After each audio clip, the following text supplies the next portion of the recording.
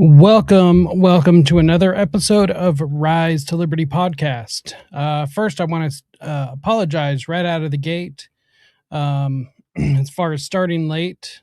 When I pulled up StreamYard today, I had seen a message I had never seen before that said that StreamYard was experiencing like higher traffic than normal, and that to give it a few minutes, and it just kept repeating that, so it wouldn't actually let me in to the excuse me, it wouldn't let me into the studio to be able to start the stream. So we just had to wait, but we have started now, so here we are. So today is going to be a very interesting show. It's going to be a continuation of an ongoing series of looking at the West Memphis Three, which also ties into another series that we're doing on this channel of looking at and re-examining the Satanic Panic. In my personal opinion, I believe the West Memphis Three case was the very end of the Satanic Panic, at least of like the 90s. It keeps coming back, so it wasn't the end, but because it seems like we're now going through Satanic Panic 2.5 or possibly 3.0. But that's a discussion for another day. This really seemed as though it like locked in the narrative aspect of this, right? That this was really anybody who like fought against the idea of Satanic Panic, people would point to this and be like, oh, look, innocent children were hurt, while talking about Damian, Jesse, and Jason instead of talking about the three boys who were murdered. Because let's be honest, the three boys that need to be remembered are Christopher Byers, Michael Moore, and Stevie Branch. These are the three boys that should be remembered, not Damian, Jason, and Jesse. Because unfortunately, Stevie, Christopher, and Michael had their lives ripped from them, stolen from them, and they didn't have a chance to grow up. But Damian, Jason, and Jesse did, even though they were rightfully behind bars. So I say it's just about time to just dive straight into it. I've left you all waiting long enough. Once again, I want to thank you all for tuning in. It truly means the world. Hopefully what I have prepared is gonna be awesome. I feel as though that what I have is honestly really awesome. I'm really excited to show you all this. Let's see, let me just get one thing pulled up real quick. All right. Sorry, there was one document I needed to get pulled up. Okay. We are good to go. So let's just start at the very beginning, shall we? Just give a quick run through for those who are unfamiliar. Before we do, make sure and hit the like, share, subscribe, all of those things. Let the big tech overlords know that this needs to get out to more people, and that's the best way to help the channel. On May 5th, 1993, three 8-year-old boys, Stevie Branch, Christopher Byers, and Michael Moore, were murdered in Robin Hood Hills in West Memphis, Arkansas.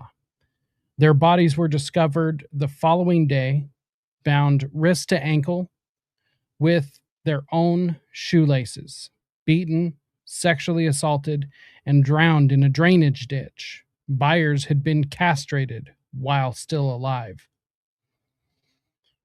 Following a month-long investigation, police arrested 3 local teenagers.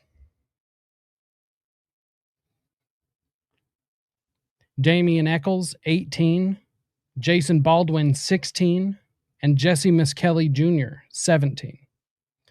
The prosecution's case was built on Miskelly providing 8 separate confessions containing non-public crime scene details, Eckles volunteering autopsy details to police before they were public, failed polygraphs, physical evidence including blood, fiber evidence, and a recovered knife from behind Jason's house, and a complete failure of alibis for all 3 defendants. Eckles was sentenced to death, Baldwin to life without parole, and Miskelly to life plus 40 years. Following the release of the 1996 HBO documentary Paradise Lost, a massive celebrity-funded innocence campaign was launched, arguing the trio were victims of satanic panic. In 2011, facing exoneration, in 2011, facing execution, Eckles and his co-defendants entered an Alford plea, a legal maneuver allowing them to maintain their innocence while officially pleading guilty to first-degree murder in exchange for their immediate release. Despite their celebrity backing and mainstream media exoneration narratives, the 3 men remain legally convicted child murderers, and the physical and circumstantial evidence web solidly supports their original convictions.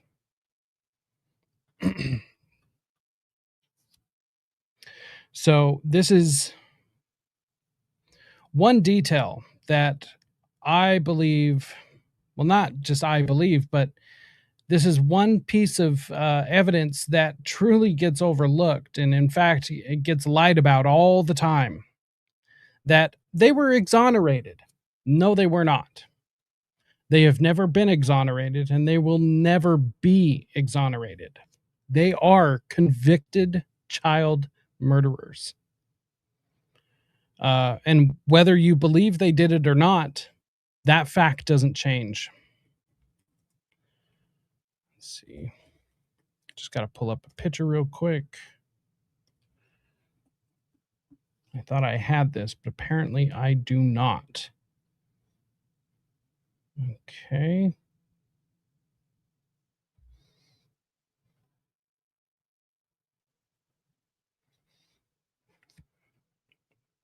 Mm-hmm.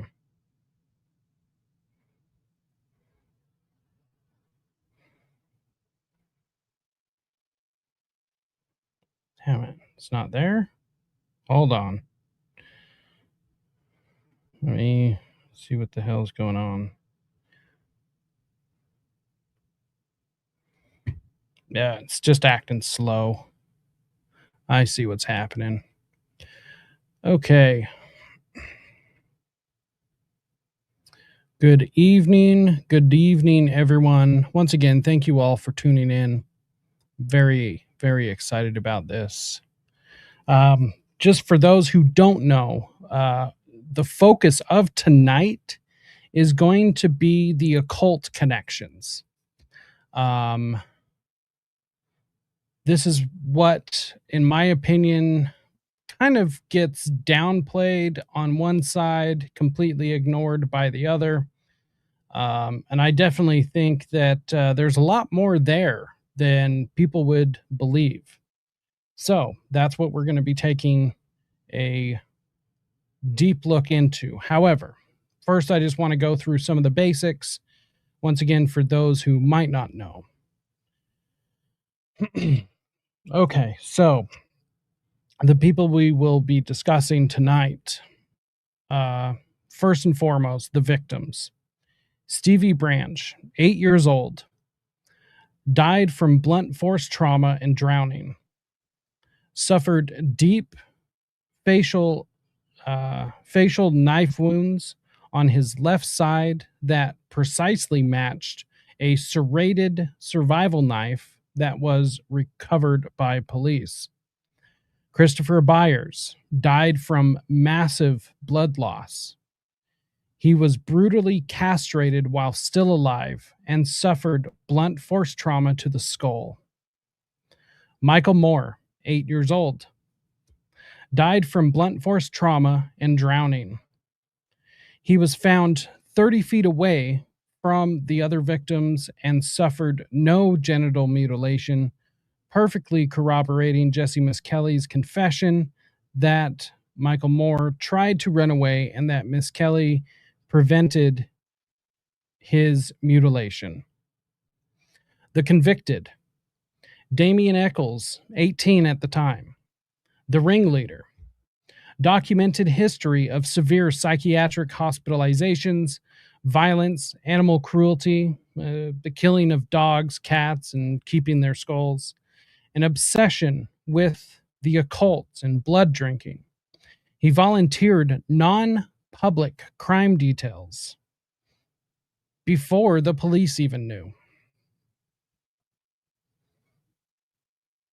Jason Baldwin, 16 at the time, Eckles' best friend and subordinate, offered no alibi at trial and did not testify. A survival knife matching the victim's specific wounds was recovered from a lake directly behind his trailer. Jesse Miskelly Jr., an associate of Eckles and Baldwin, confessed to the murders 8 separate times over the period of 17 months, detailing the attack, sexual assaults, castration, drowning, and cleanup methods that perfectly matched subsequent forensic luminol testing. Some of the other key associates and witnesses are as follows. We have Dominique Tier, Eckles' pregnant girlfriend. Her accounts of Eckles' whereabouts on the night of the murders contradicted his own fabricated alibis. Deanna Holcomb, Eckles' ex-girlfriend, testified to Eckles' violent occult practices, his claim that being a, quote, black witch, and his ownership of a survival knife with a compass in the hilt. Heather Cleat, I believe is how you pronounce her last name, was Jason Baldwin's girlfriend at the time, testified she could not reach Baldwin on the night of the murders. She also witnessed Eckles publicly confess to the murders at a local girls' softball game. Buddy Lucas was Jesse Miskelly's friend. The morning after the murders, Miskelly arrived at Lucas's door, sweating and crying. Jesse handed Lucas his sneakers and confessed, quote, "I hurt them boys real bad," end quote. Michael Carson, Baldwin's jailhouse peer, testified that Baldwin confessed to him in detention, specifically admitting to castrating Christopher Byers and sucking blood from the genitalia. Narlene Hollingsworth, Dominique Tier's relative, reported seeing Eckles and Tier, or possibly Baldwin, covered in mud, walking near the crime scene around 9:30 p.m. on the night of the murders, destroying Eckles' alibi. Vicky Hutchinson, neighborhood adult, confirmed she purchased Evan Williams whiskey for Miskelly on the afternoon of the murders, directly corroborating a specific detail in Miskelly's confession about drinking whiskey prior to the attack. Few other people that should definitely be mentioned. John Mark Byers was Christopher's adoptive father, falsely accused by the defense and HBO documentaries to deflect from the convicted. Police investigated and eliminated him as a suspect immediately. Terry Hobbs, Stevie's stepfather, targeted years later by the defense due to an inconclusive secondary transfer hair found at the scene that could not exclude him, his friend, or 1.5% of the population of the United States. Pam Hobbs, Stevie's mother and Terry's wife. And last but not least, the legal and investigative figures that come up quite often. Gary Gitchell, the chief inspector of the West Memphis Police Department, who oversaw the investigation. Then we have Mike Allen, Brian Ridge, and Bill Durham.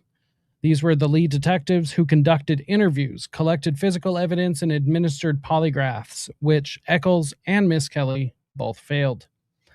Jerry Driver, juvenile probation officer, pointed police towards Eckles immediately after the bodies were found due to his prior knowledge of Eckles' violent history, animal killings, and cult involvement. Dan Stidham, Miss Kelly's defense attorney. Post-conviction, Miss Kelly placed his hand on a Bible and confessed his guilt directly to Stidham, stating, "The truth is me and Jason and Damian done it." End quote. Stidham was reportedly visibly shaken. John Fogelman and Brent Davis, prosecuting attorneys who successfully secured capital murder convictions against the trio based on the circumstantial web and physical evidence. All right. So there's a quick overview for everyone who might not be super familiar with the case. If anyone is interested, let's see, hold on. Just had a pop up on my screen. Anyone who is interested, I am currently in the middle of doing a show over on the No Way Jose channel. In fact, I'll just pull it up and show all you fine folks. Let's see here. Damn it, wrong one. Let's see. YouTube.com. For instance, if you are interested in learning all about the 8 separate confessions of Jesse Miss Kelly, you have the ability to go listen to me and the host of the No Way Jose podcast, Jose Galison, go through all 8 confessions.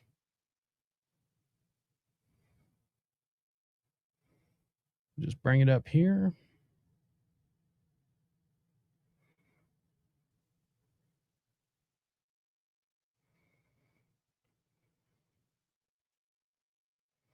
Let me fix this real quick.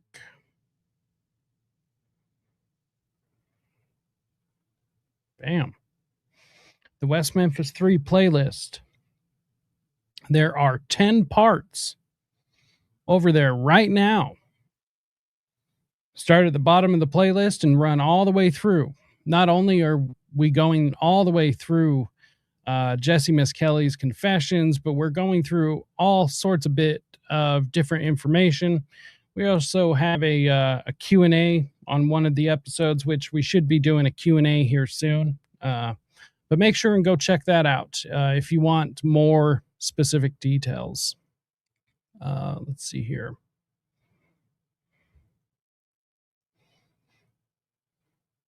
It's actually one of the things I'm actually really, really proud of. It's been a very great series so far. I'm really, really happy with it. So, but I've also tried to make it different than the coverage that we have here. I'm just trying to make sure that they're both different, offering a bit of a bit of differences so that people can watch both actually and get um, be entertained and not have it be repetitive. Let's see here.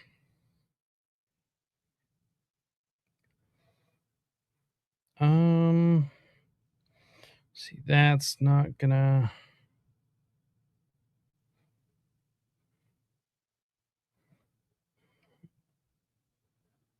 All right, just looking for the next. Okay. We're going to kind of run through some of these real quick. Let's see. Do I have anything to pull up? Why, yes, I do. Yes, I do. Give me just a sec. There's actually a presentation.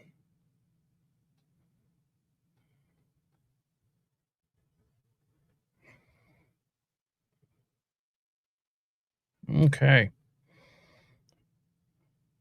We are discussing the documented record, the occult evidence, Exhibit 500, and the forensic reality of the West Memphis Three.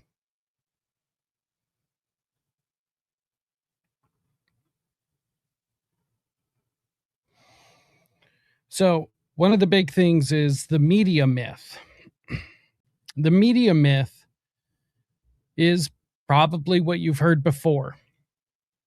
Satanic panic hysteria driven by conservative locals, conservative Christian locals. That all three boys at the time were targeted solely for wearing black, dressing funny, and listening to bands like Metallica, listening to heavy metal music. And because this was a conservative redneck area, that due to that, that they were fingered in this crime because they look different, right? The whole belief is that this was a modern day witch hunt. And it's just not the case. It's just not the case at all. The belief is that these were all just teenagers who were misunderstood for exploring Wicca. And like I said, wearing black t shirts and listening to Metallica. In fact, Metallica ended up becoming involved in the case.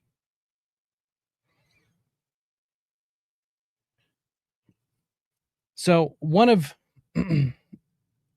the realities of this case is that they were Damian largely, and Damian and Jason were prosecuted together, and Jesse Miskelly was prosecuted separately, largely because of the confessions from Jesse Miskelly. Now, one of the things that helped prosecute Damian specifically was Exhibit 500. Exhibit 500 is a 500-page dossier of documented psychiatric hospitalizations for violent behavior, suicidal, and homicidal ideation. It is actually a very startling, very, very startling collection of documents.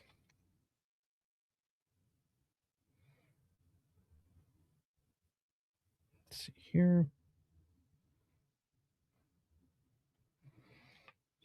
Getting more stuff pulled up in the background real quick. Let's see. Um,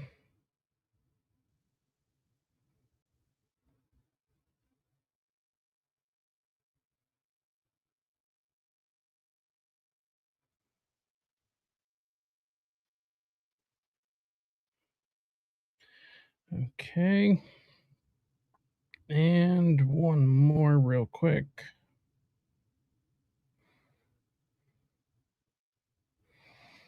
Okay. Now, we're going to start going through some of the occult incidents and references compiled from source material. For anyone who is curious, you can find all of the source material. There are two main sources in which I use for this case in specific. One of the best resources you can find is Abomination by William Ramsey. This book, regarding this case, this book is absolutely invaluable. It is such a phenomenal work. I couldn't recommend it enough. So, if this case is something that interests you, it is a must to have in your library. Along with that, you can find primary sources, trial transcripts, mugshots, pictures, crime scene photos, almost everything at callahan.mysite.com. Callahan is CALLAHAN.mysite.com. This is one of the primary sources for pretty much anybody that researches this. So, cannot recommend either source enough.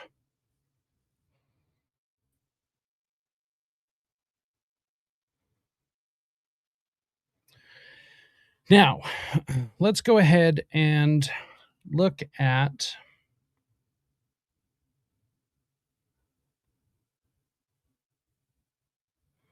let's see.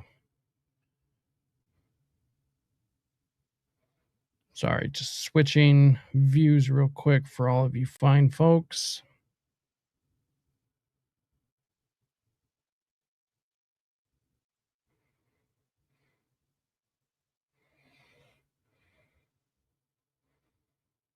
Go ahead, close that.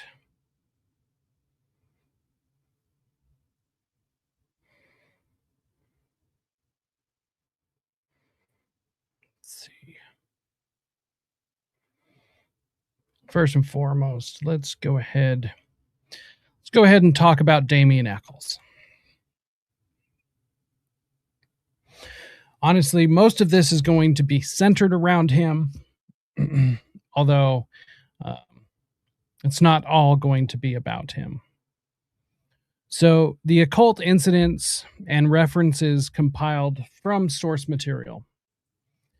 This is going to be a comprehensive catalog of every occult, satanic, Wiccan, and ritualistic reference documented in the evidentiary record, psychiatric files, police interviews, and witness statements regarding the West Memphis Three case. So, first and foremost, Damian Eckles documented occult beliefs and admissions. Eckles openly identified at various times as a Wiccan, a warlock, a white witch, and a black witch who worshipped the devil. Eckles claimed he obtained power by drinking the blood of a sexual or ruling partners, stating that it, quote, "It makes me feel like a god," end quote. While in a juvenile detention center, Eckles sucked blood from a peer's self-inflicted wrist wound, smeared it over his body, and proclaimed himself a devil-worshipping vampire. In psychiatric sessions, Eckles reported conversing with demons and claimed that the spirit of a murdered woman lived inside of him, giving him strength. Eckles possessed a book of shadows featuring upside-down crosses, and when his room was searched with a search warrant during the police investigation after his arrest, a book was found in his room titled, quote, Never on a Broomstick, with the chapter in the book, Rising Devil, underlined in red. There was also artwork found depicting Baphomet and goat head imagery. In prison, Eckles practiced rituals of the Hermetic Order of the Golden Dawn, tracing pentagrams in the air and invoking angel names, later writing a book titled High Magic.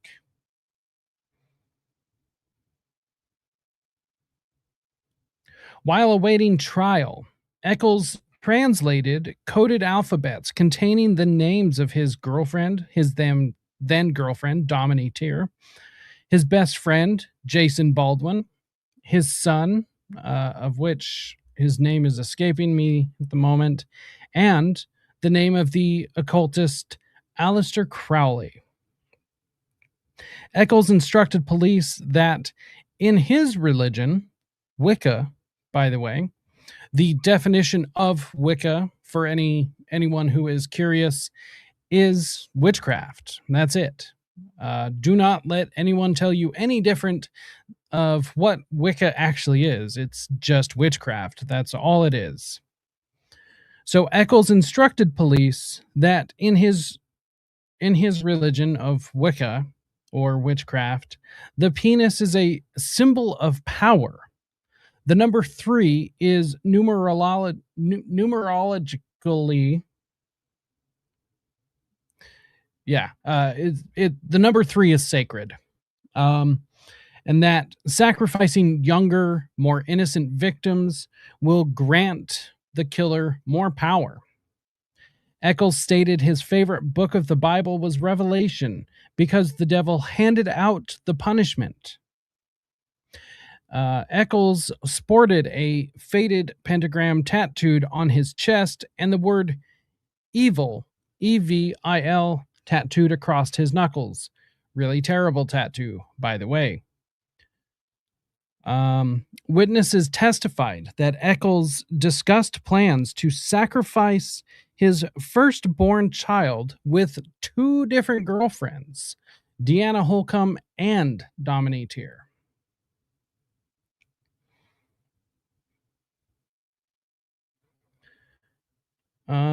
Let's see here. Just bring back up. Well, there's a lot I'm shuffling around here.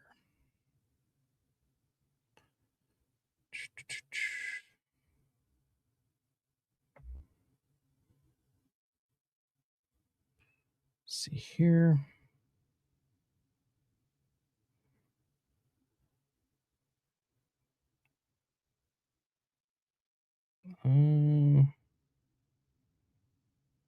Okay.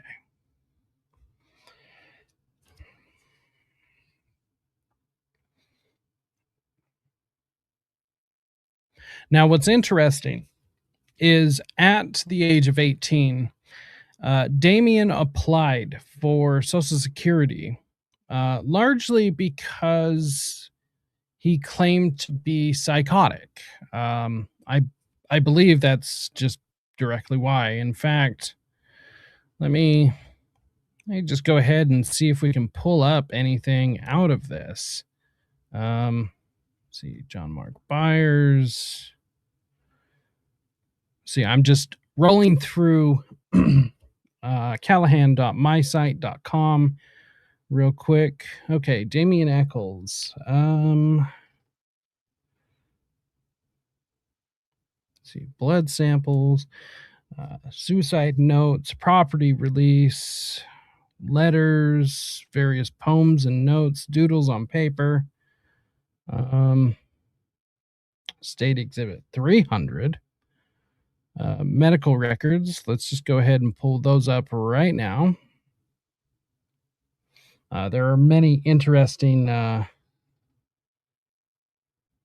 many interesting documents in here. Let's see, prints. No prints.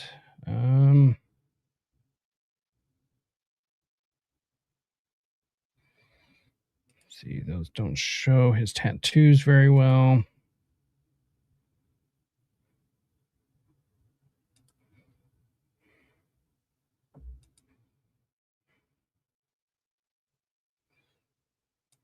Okay, it doesn't look like there's any information regarding his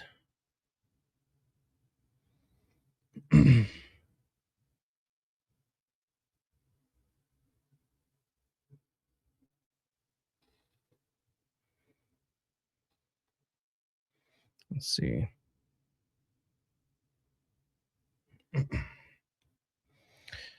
You can't actually apply for Social Security because you're psychotic. If you mean that he applied for Social Security Disability Insurance, SSDI, because he felt he was disabled due to being psychotic, then maybe that's what he did. I am telling you that what the story is that he did apply for Social Security. He did so under the Americans with Disabilities Act. It was not SSDI, at least it wasn't back then. So they gave him Social Security checks, not Social Security Disability Insurance. So otherwise, Damian may have applied for SSI, which isn't Social Security. It's Supplemental Security Insurance that people who are very low income can get with a max $9.90 a month. No, this was all done through his doctor, and then he had to go see a state doctor, and it was actually because he was psychotic. They approved him for it, which is exactly what I was looking for.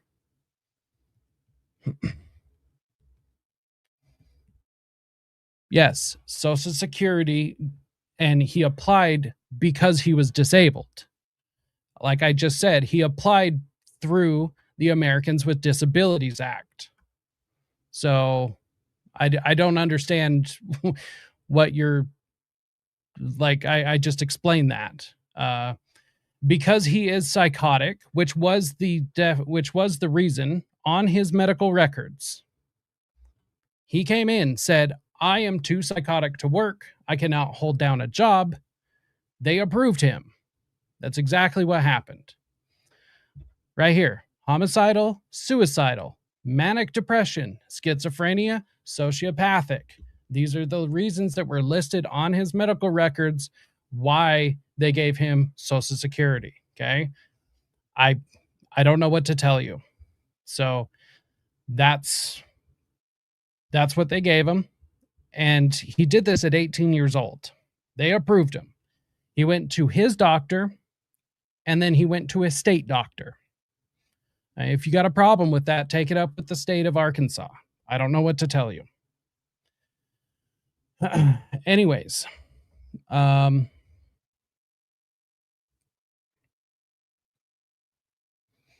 that's kind of what I'm saying. Anyways, let's see. So when he applied, let's see here. Where was I? He had to go through all of these tests, which basically determining if he was eligible or not. At which point, this partially includes, or it partially is included in Exhibit 500.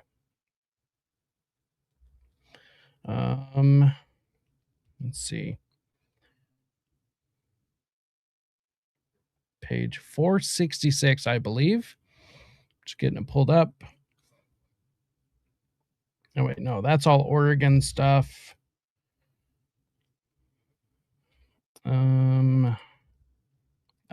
Wait.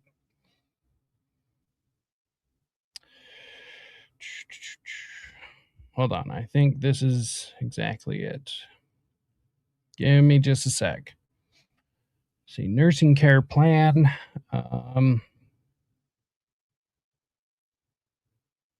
psychotic disorder,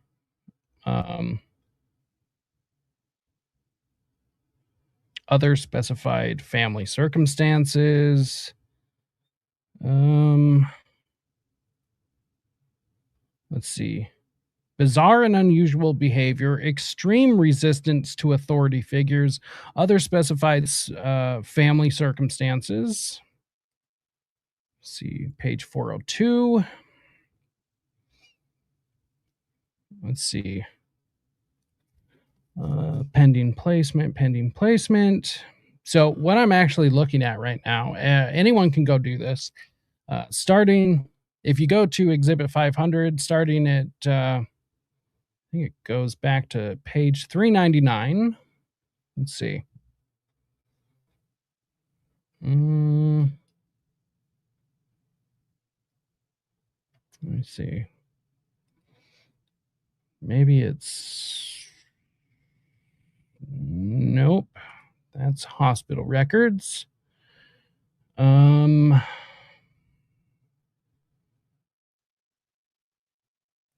there's a drug test. I'm not sure if these are labeled correctly. Anyways, if you want to go into Exhibit 500, there are medical records all over the place. It doesn't appear as though that they actually are in order.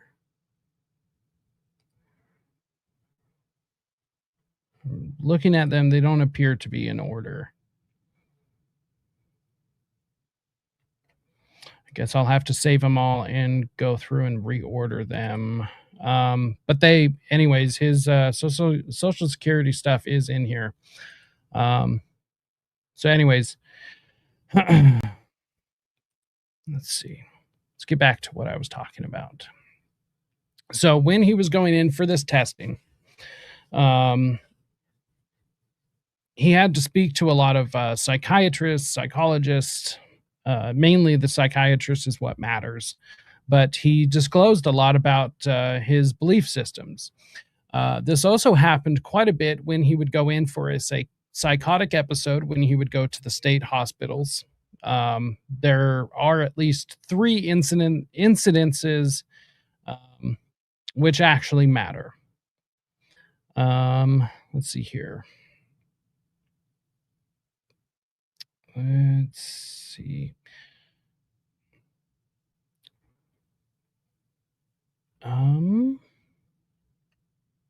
Okay, we already read that.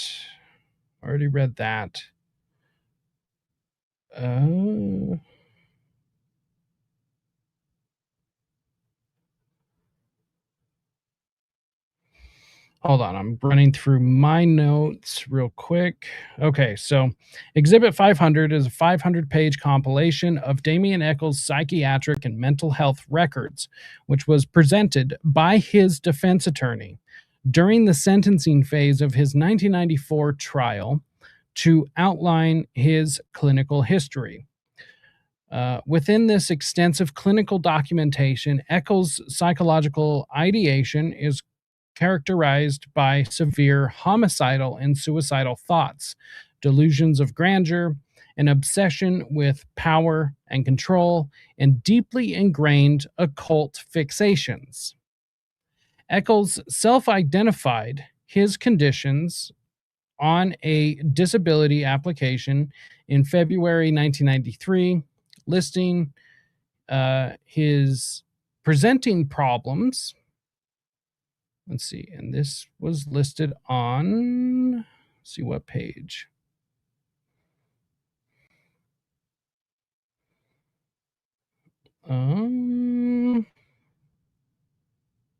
Okay, I'm not sure exactly what page. It's in Exhibit 500.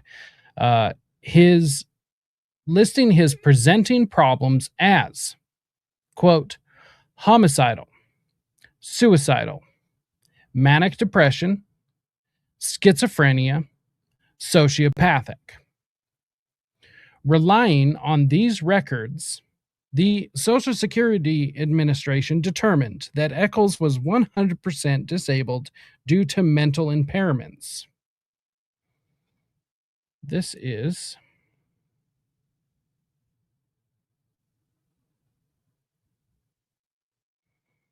page. Oh, that doesn't give the page number either. All right, these don't give exact page numbers. It does later on down in my notes. If anyone would like my notes, please let me know, and I can send you a copy. His psychological reports document a profound hostility towards others. He described himself as someone who pretty much hates the human race, quote and end quote, and divided humanity into two distinct classes, quote, sheep and wolves, end quote, noting that the, quote, wolves eat the sheep, end quote. Clinical evaluations reported that his desire to gain power and demean others sprang from animosity and a wish to vindicate past grievances. The records state he believed his past denigrations could be undone by provoking fear and intimidation in others. Eckles internalized his anger as rage, admitting to counselors that when he blows up, the only solution is to hurt someone, quote unquote. Damian's homicidal ideation was explicitly detailed by medical staff across multiple facilities. While hospitalized in Oregon in 1992, he formulated a plan to slash my parents' throat and eat them alive.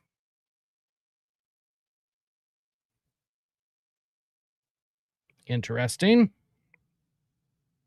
He admitted to a history of extreme physical aggression, such as attempting to scratch out a classmate's eyes during a fight and chasing a younger child with an axe. Evaluators noted his flat affect, describing him as, quote, cool and distant, end quote, and demonstrating little to no compassion for others.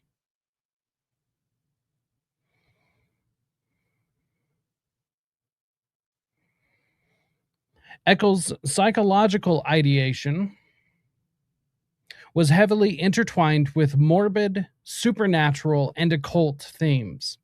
He told clinical staff that he obtained power by drinking the blood of others, typically a sexual or ruling partner, and stated that doing so made him, quote, feel like a god, end quote. In one documented incident at a juvenile detention center, Eckles sucked blood from a peer's self-inflicted wrist wound, smeared it on his own body, and proclaimed that he was a, quote, devil-worshipping vampire, as stated before. Furthermore, his clinical sessions detailed persistent delusions, including his belief that the spirit of a murdered woman was living inside of him, which he claimed made him feel stronger and more powerful. He also reported having conversations with demons and spirits achieved through rituals. Let's see here. So, I find that incredibly interesting. The woman, oh, come on, man, StreamYard is not doing well today. So, the spirit of a dead woman living in his body is incredibly interesting. I'm going to pull up a video and show you why I think so.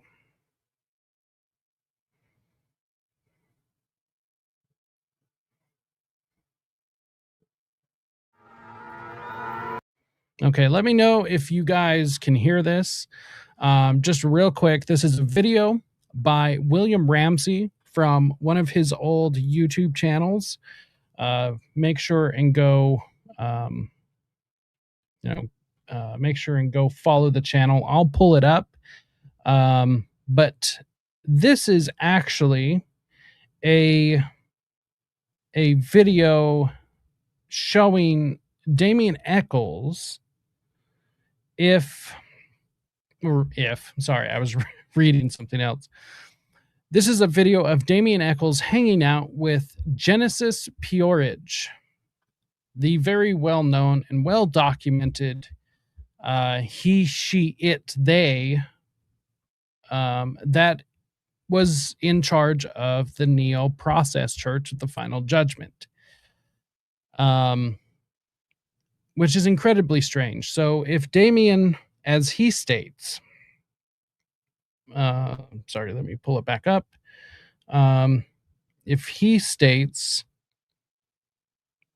that there is a belief that the spirit of a murdered woman was living inside of him,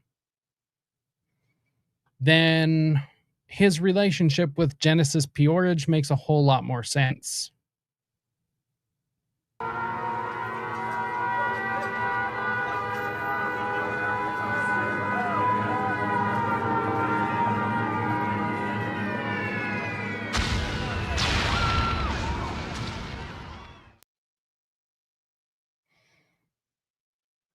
So this is a picture of Genesis Peorage right in front with Damian Eckles directly behind he, she, it, they. Genesis was a literal monster as far as I am concerned. Anyways, let me continue playing that.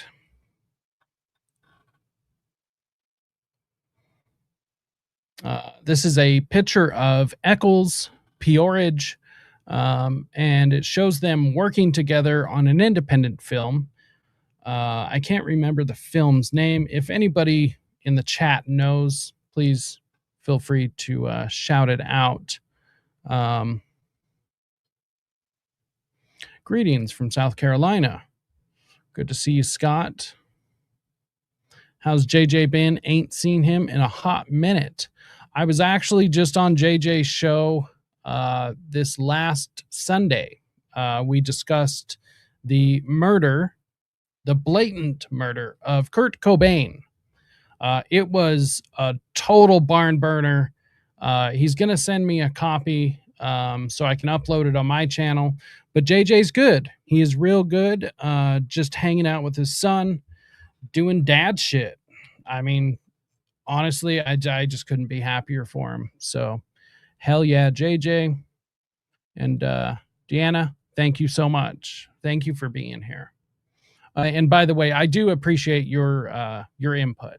So don't think that I don't, because I do. Anyways, let's get back to this.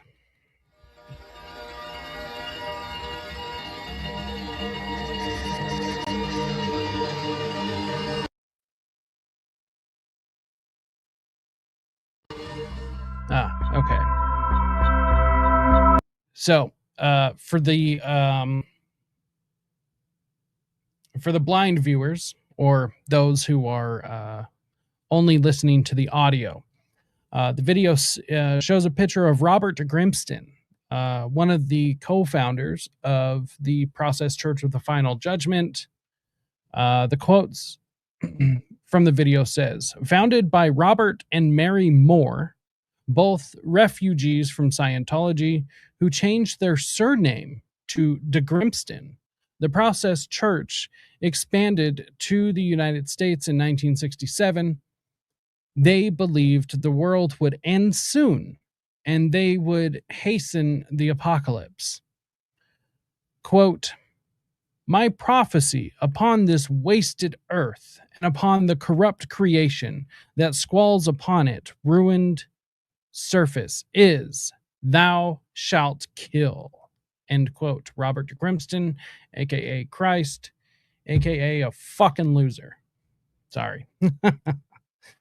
Just can't stand these people. For those who don't know, the Process Church basically turned into, Best Friends Animal Society. So, very interesting.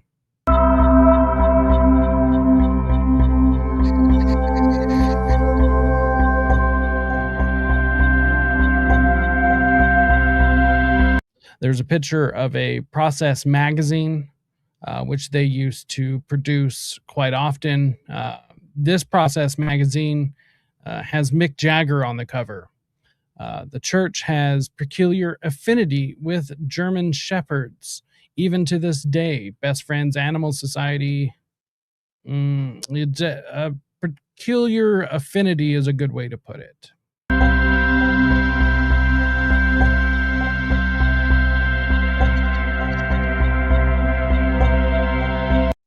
This is a picture. I'm not sure who this bald man sitting to the right of Genesis is, but this horribly scary looking man dressed as some sort of a priest holding a terrified looking child. This is Genesis before the she came out. This is when he was just a he and not an it. Peorage and a bunch of other process members. Peorage is the, if we're talking about from the right, Genesis is the second one to the left, starting from the right. Of course, all of them have to be wearing a Manson t-shirt because they might as well be a Manson cult, because Manson was part of the process, in case anyone's curious.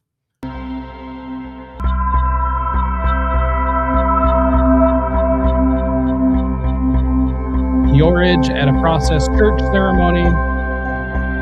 Peorage his band, the logo with the same symbol tattooed on the hand of Johnny Depp and Damian Eckles. Kind of weird, right? That, the band logo from Genesis Peorage, who is a known member of the process, that same logo just happens to be tattooed on the hand of Johnny Depp and Damian Eckles, two butt buddies.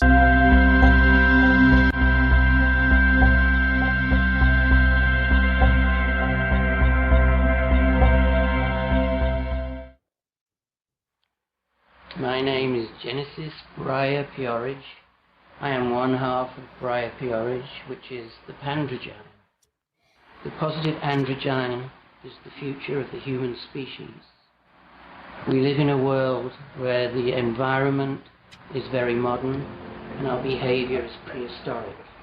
Until the human species changes, which includes its body, we will not survive. So it is our job to encourage people to evolve. That's what we're doing. You should too.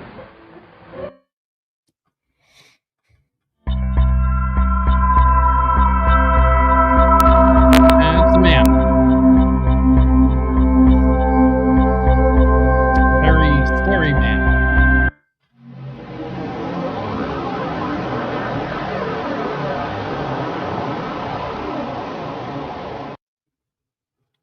So this is who Damian happens to be hanging out with. Now, on this, let's see if I can fix this a little bit. If we can make this bigger for you fine folks. Give me just a sec. Okay.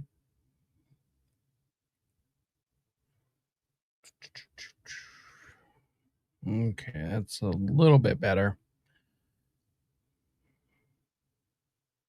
Okay.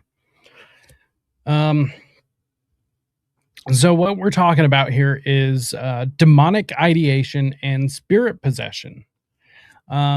Just for context, the timeline context. This was documented in February 1993, exactly 3 months prior to the May 1993 murders. This is in Exhibit 500.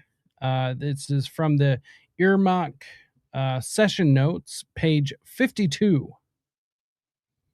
So if you go to Exhibit 500, page 52 is where you will find these notes. It looks like the clinician was Dr. L. Harper, MD. Session notes. Well, let's see. Date, February 16th, 1993. Time, 14:30. Patient, Damian Eckles, 17, male. Session notes. Patient presents with continued reports of disturbing ideation and experiences. Damian relates that a spirit is now living with him. Reportedly, a spirit of a woman who was killed by her husband.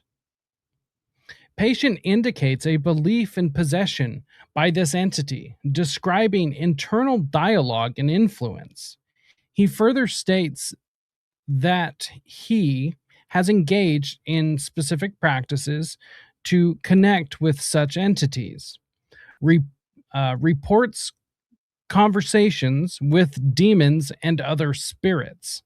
This is achieved through rituals. These rituals involve the use of altars, symbols, and specific incantations. Patient insists these are not meant for harm, but for personal empowerment and knowledge. He denies that he is satanic, seeing himself more as being involved in demonology.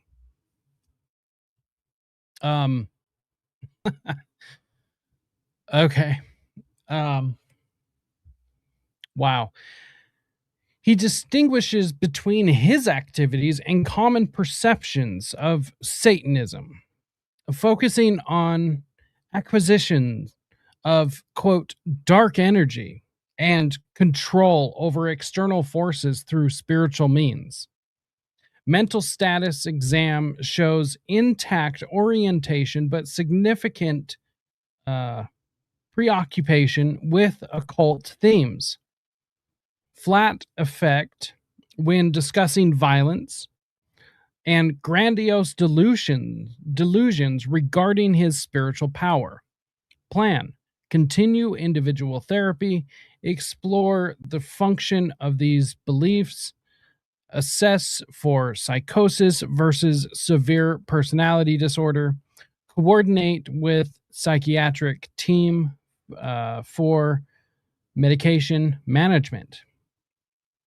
In fact, let's just go take a look, right? Because we can do that. Let's see, hold on. So we can do this. We can, here we go. Exhibit 500. Imagine that. Okay, so we're going to be over at page 52. Okay. Well, that sure didn't zoom in much, did it? Let's see, here it is. So it's a little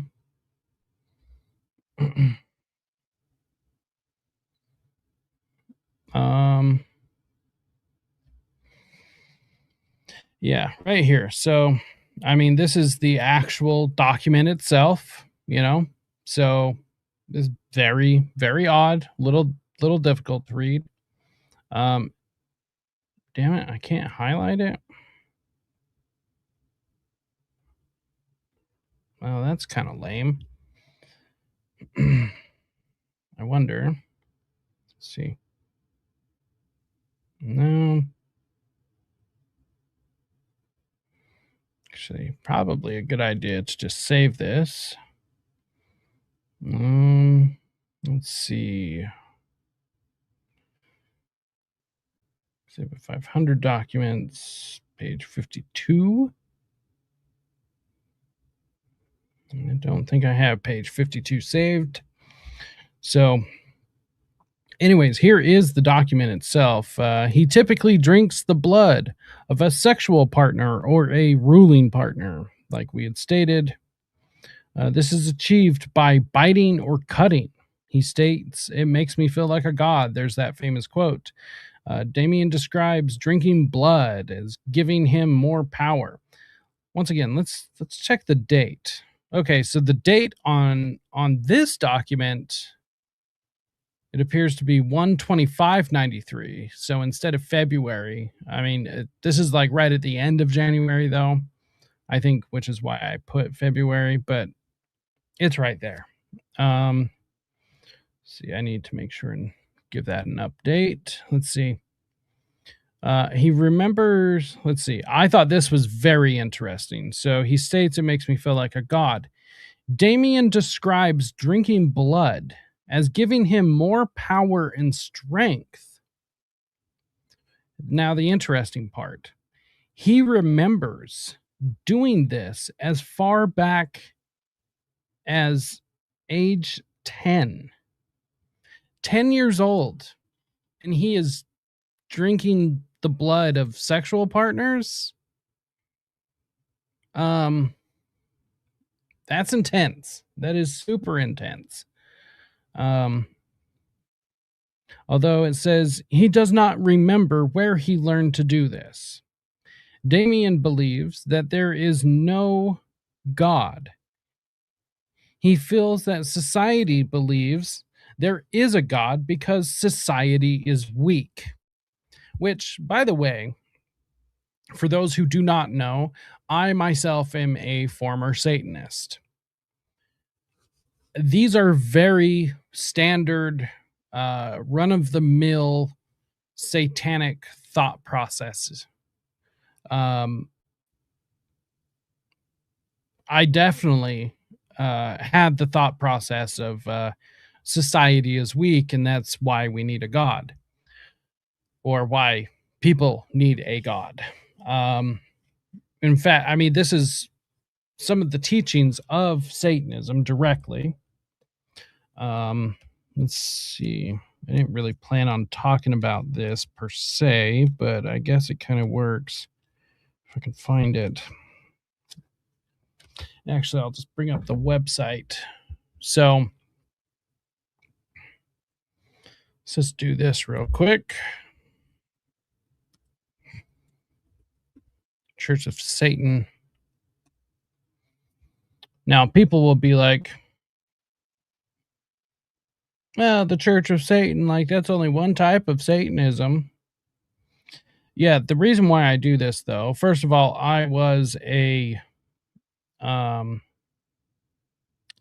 Satanist, for one, so it's what I am most familiar with, but also, even if it is like the most Walmart type of Satanism, it's still the most prevalent.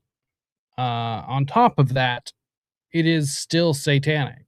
Like, okay, because it's the Disneyland version of Satanism, and it's not, something super intense like the Order of Nine Angles, which is super into the weeds. That doesn't mean like that, like, just because it's super popular and watered down from a satanic perspective doesn't mean it's not still Satanism. Like, it's just crazy. Well, it's not real Satanism. Yeah, just like all the communists are always like, well, that's not real communism. Or, I don't know, take your pick of any group that does that. The no true Scotsman fallacy. It's the same thing. And Satanists are some of the worst at it. Let's see here. So, I mean, just the very idea of Satanism is a rebellion against God to begin with. So when you come back over here and I do find it weird. He's like Damian says, he states it makes him feel like a god. So Satanism, one of the pillars is ultimate egoism. Okay. And as an ultimate egoist, you believe, as a Satanist, you believe that you have the ability to also become a god. One of the beliefs is that the reason why God is a enslaver or a tyrant is all of us, all humans, every living soul has the ability to become a god, but the reason God keeps us down and enslaved is because he wants to be the God. And so he tricks us into thinking that we are not gods. And so therefore we lost touch with our powers, basically. And so because of this, we are all gods and goddesses, but God enslaves us. So therefore, we serve him. I'm not saying it's true, obviously, and I'm not saying it makes sense. I'm just explaining what Satanists believe. And of course, it's interesting because the Church of Satan and LaVeyan Satanists are atheists. So, but they also always speak of like Satan and Satanism and stuff in the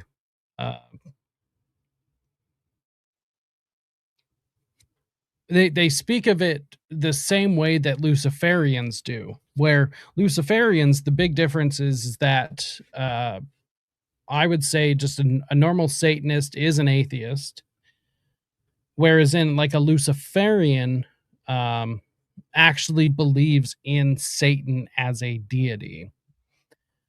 So that's a little simplified.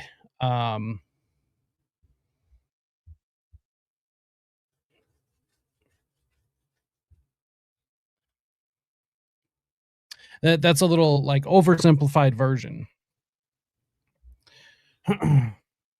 Well, actually, the Satanist belief is that in the Garden of Eden, the snake that tempted Eve, snake being Satan himself, that the apple was the knowledge, was the free will.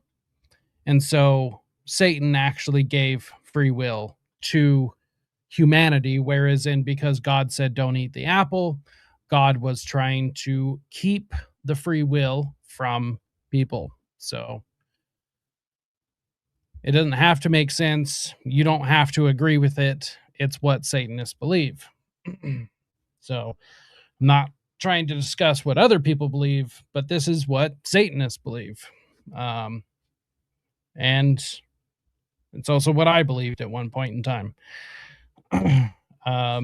Let's see. So I do find it interesting, like I said, that Damian on one hand says that drinking blood makes him feel like a god. But then a little bit later on, that Damian believes that there is no God. And it's like, well, are you a god or is there no God? Which is it? He feels that society believes that there is a God because society is weak. He wants very much to be all powerful. He wants very much to be in total control. We discussed how some of this is related to his experiences as a child. He acknowledges that some of this is related to his childhood abuse, trauma issues, but he feels that it is who he is now.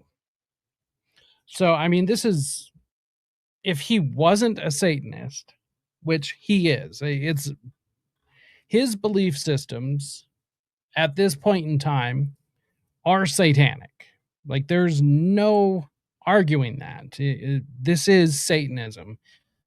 If you speak to a basic LaVeyan Satanist, even some Luciferians, I mean, this is what they believe. So, I mean, you might not call yourself a Satanist, but if you believe these things, these are satanic beliefs. So, let's see here. That's right. I was pulling up. Okay, so the 9 satanic statements.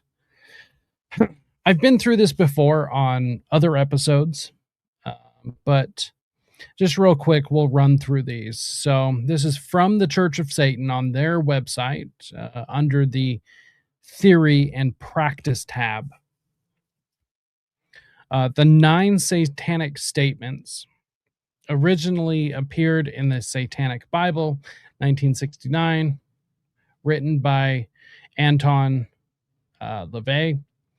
Number 1, Satan represents indulgence instead of abstinence. Number 2, Satan represents vital existence instead of spiritual pipe dreams. Number 3, Satan represents undefiled wisdom instead of hypocritical self-deceit. Number 4, Satan represents kindness to those who deserve it instead of love wasted on ingrates. Number 5, Satan represents vengeance instead of turning the other cheek. Number 6, Satan represents responsibility to the responsible instead of concern for psychic vampires. Number 7, Satan represents man as just another animal, sometimes better, more often worse than those that walk on all fours, who, because of his divine, spiritual, and intellectual developments, has become the most vicious animal of all. Number 8, Satan represents all of the so-called sins, as they all lead to physical, mental, or emotional gratification. Satan has been the best friend the church has ever had, as he has kept it in business all of these years. And we'll come back to this. We'll go through all of these.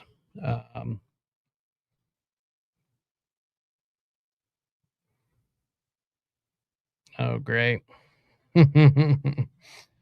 Okay. See. Let's see. Let's work back to this. Okay, where was I? Damian believes, okay, we already read that, related to his childhood, feels who he is now. Damian relates that a spirit is now living in him. The spirit was put inside him last year. It's weird. He indicates that a month ago, the spirit decided to become part of him and he to become part of the spirit.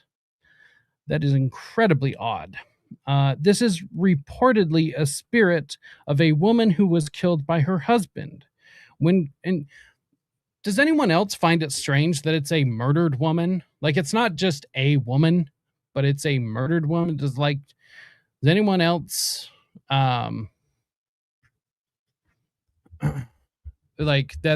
it's very interesting. First of all, no. Satanists aren't demons. I mean, am I a demon? No, demons are inhuman. So people can be possessed by demons. People aren't demons. That's just not how it works. And I didn't say that you do agree with Satanists, but this is your chance to learn about Satanists. And if you don't, I mean, that's on you. But trust me, they know what you believe. You should probably know what your adversary believes. It's actually really important to know what your adversary believes. So, but that's on you, whether you actually want to learn about that or not. But I'll tell you, they sure know what you believe.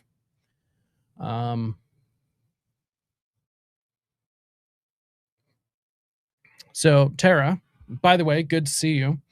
I actually spoke about my testimony over on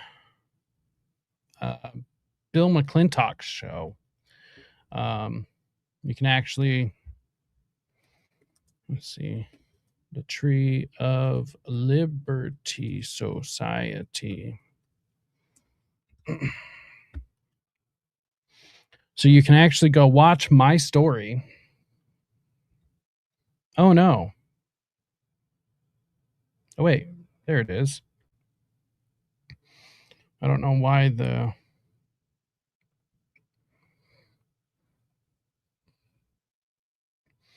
Let's see. Right here. So you can go check out... you can go check out my story. I actually need to... I should probably download this and post it on my page as well. Former Satanist of 10 years exposes the truth, how he got in and why he left for Christ. Within all fairness, I didn't actually leave for Christ, but I did find Christ. I left for different reasons. So that's a little bit misleading, but it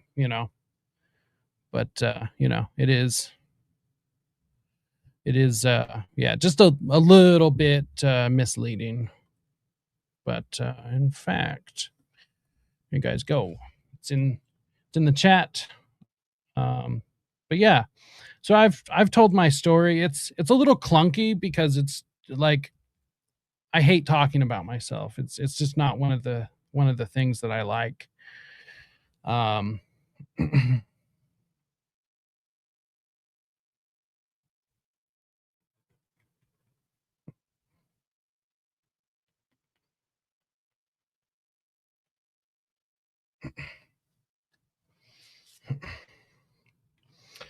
I'll check it out after I'm done with my show.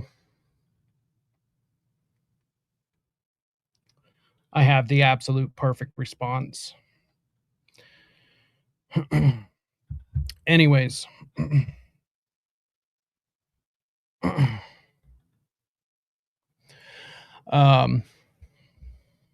Anyways, yeah, anyone who's actually interested in my story, that's what it is.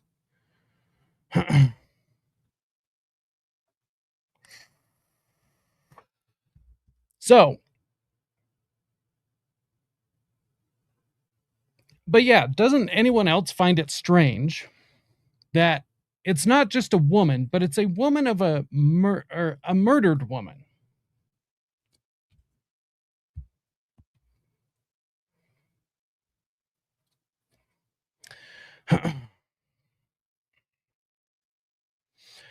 Let's see. Where was this? The spirit. Okay, so the spirit was put inside him last year. He indicates that a month ago, the spirit decided to become part of him and he to become part of the spirit. This is reportedly a spirit of a woman who was killed by her husband. When questioned about how he feels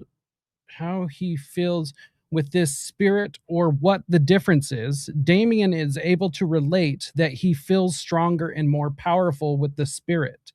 He has not seen the spirit, but does hear the spirit.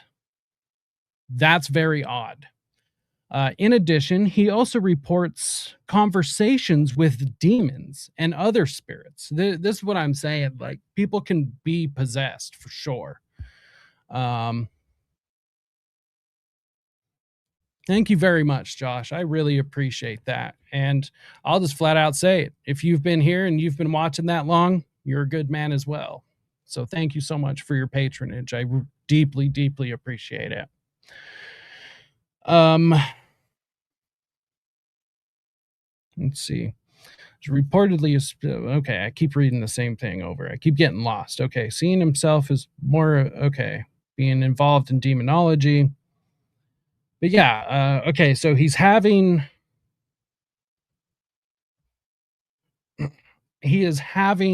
conversations with demons, which is incredibly strange. Incredibly strange.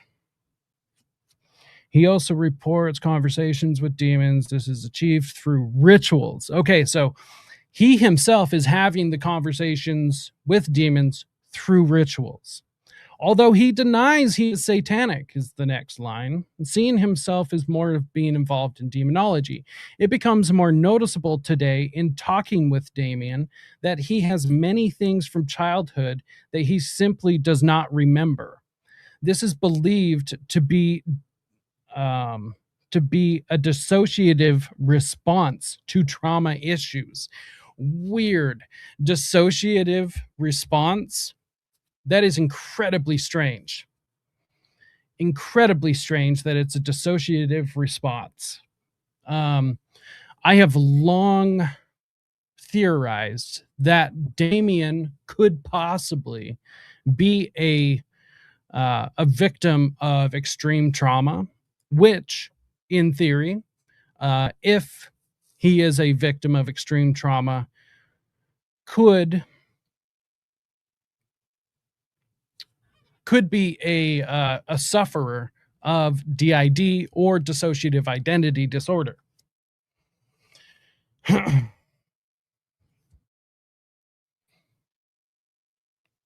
So I'm not saying he is, but the fact that a doctor right here, this is believed to be a dissociative response to trauma issues. I don't ever remember reading that before now. I find that incredibly interesting, though. Damian is agreeable to beginning to talk about what he experienced as a child that he remembers. He is also agreed to continue to discuss his issues with power and control as related to his practice of rituals. Therapists encouraged him to continue writing and to bring the writings into the sessions as a way of communicating his feelings. Damian is agreeable to doing this, though he continues to question the therapist on confidentiality issues, and he wants to be assured that he will not be misunderstood. Okay. I mean, I guess I can agree with that. I don't want to be misunderstood either, as I'm sure you guys don't either. Damian's effect and mood today continue to be bland though there was more emotion when talking about drinking blood. He is continuing to talk about issues related to power and control.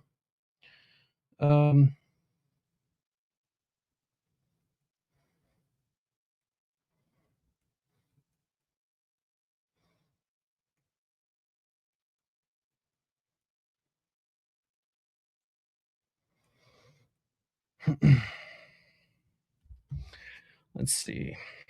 Okay, so that was just incredibly interesting. So back to the presentation.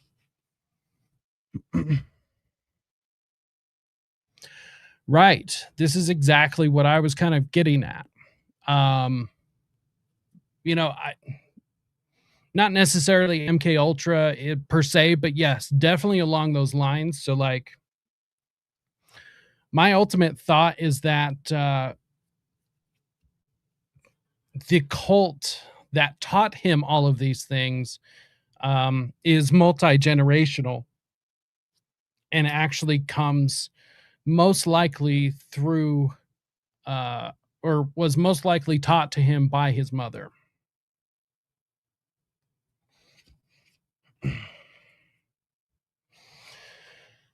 That's just my personal opinion. I know others actually do believe that there's a much larger cult,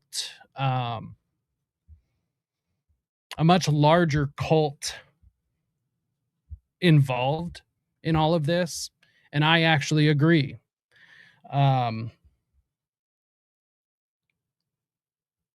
Because Damian learned this stuff from somewhere, right? Like, he didn't just, if he was doing this at 10 years old, if he was doing the blood drinking and everything at 10 years old, I mean, he was taught this behavior. This is not something that kids just learn, right? Like, they don't just come up with it.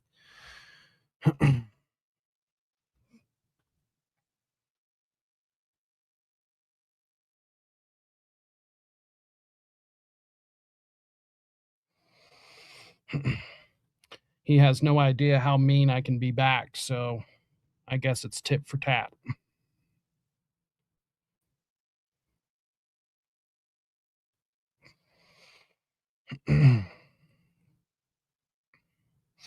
Sorry, we're gonna take a little bit of a detour real quick to go deal with some drama live on the air. after we finish with this real quick, though. But yes, I'm glad you were picking up what I was putting down, because that's exactly what I thought. Definitely.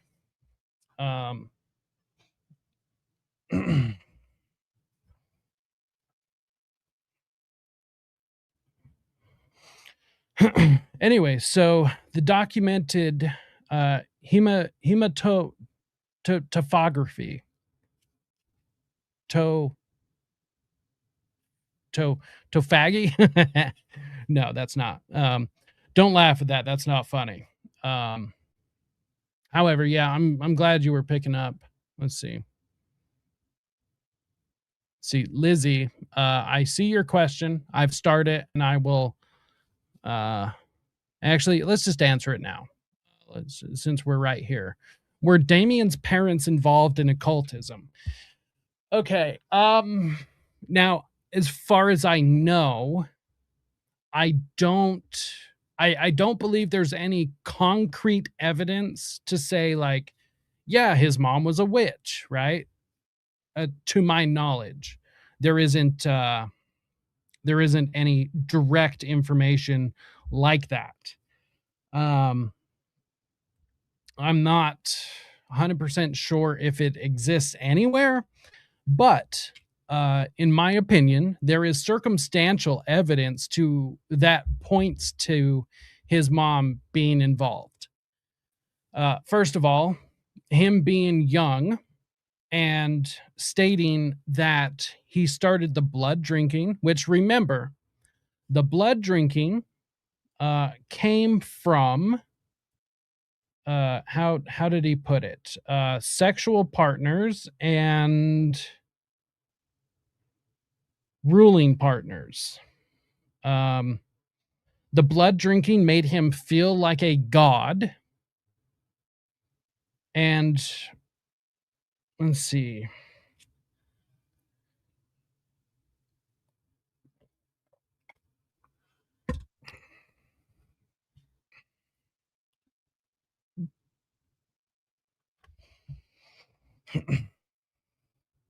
Let's see. Okay, so he brought with him to session a poem. Okay. A poem that he had written during the past week. The theme of this poem centered around death and power.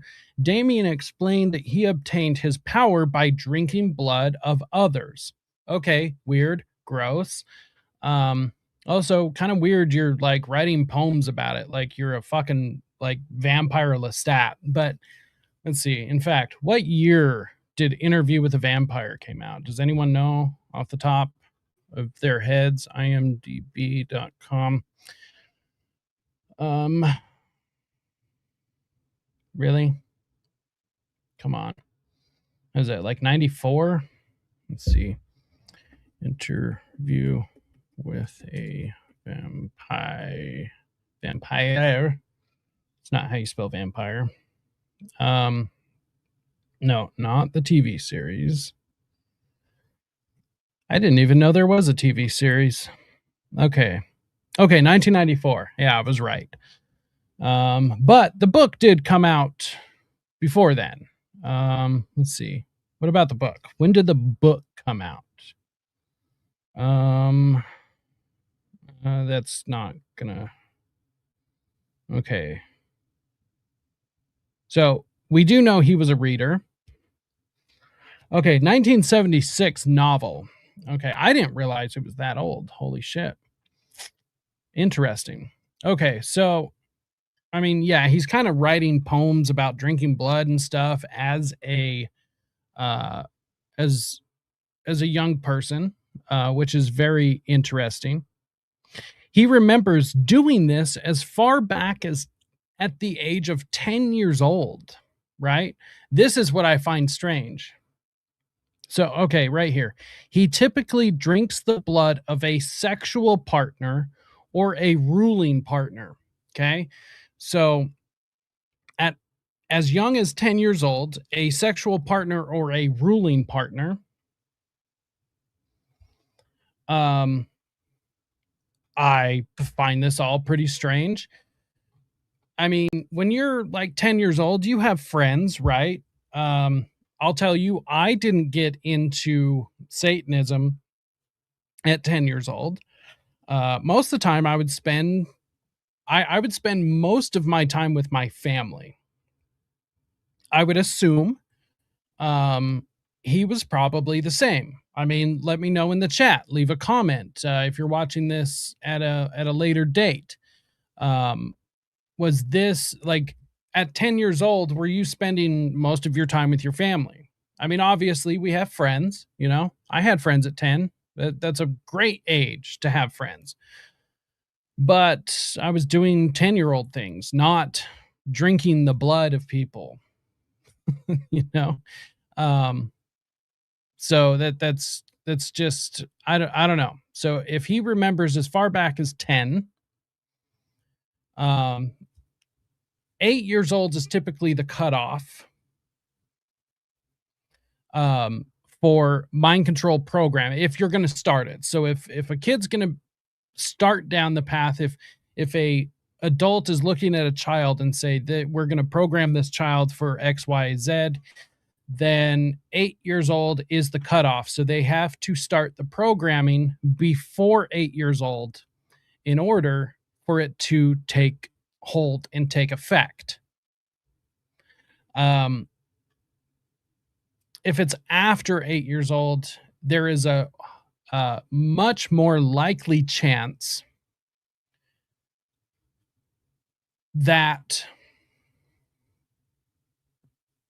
there is a much more likely chance that the programming will break down quickly, or it won't take hold the way that they need it to take hold. So if he remembers 10 years old, it's most likely that he was programmed earlier than that. Programming, no matter what, is and always will be centered around the basis of extreme trauma, which causes the splitting of the mind, of the personality. In other words, multiple personality disorder and or dissociative identity disorder.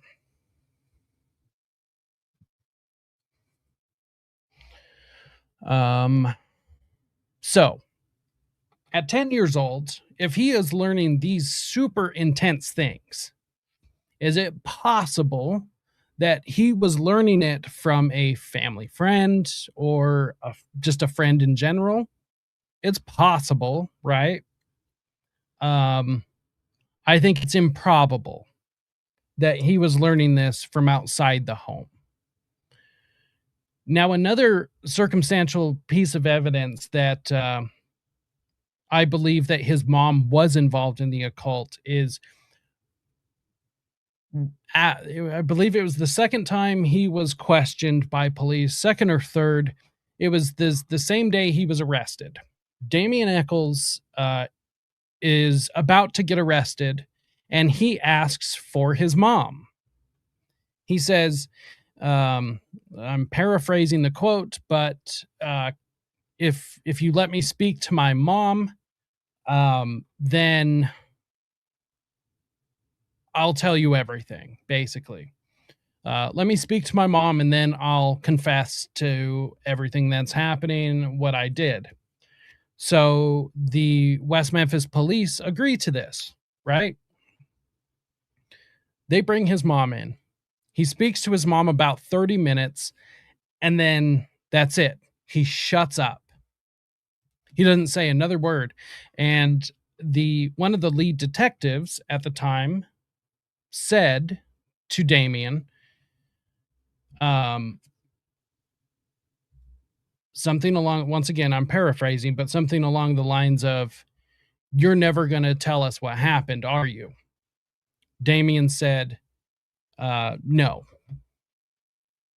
So when he's on his way to get arrested, why is it then that he asks for his mom, first of all? Second of all, why does he say that he'll confess if he speaks to his mom, and then after he is done speaking to his mom, he shuts up. He doesn't say a fucking thing. Okay? Super weird. Says to me that she probably came in, I'm speculating, absolutely speculating, that it seems to me she came in, if she's involved in this, and said, you've done what we asked you to do, or this is all part of what you need to keep doing for the cult, the group, whatever.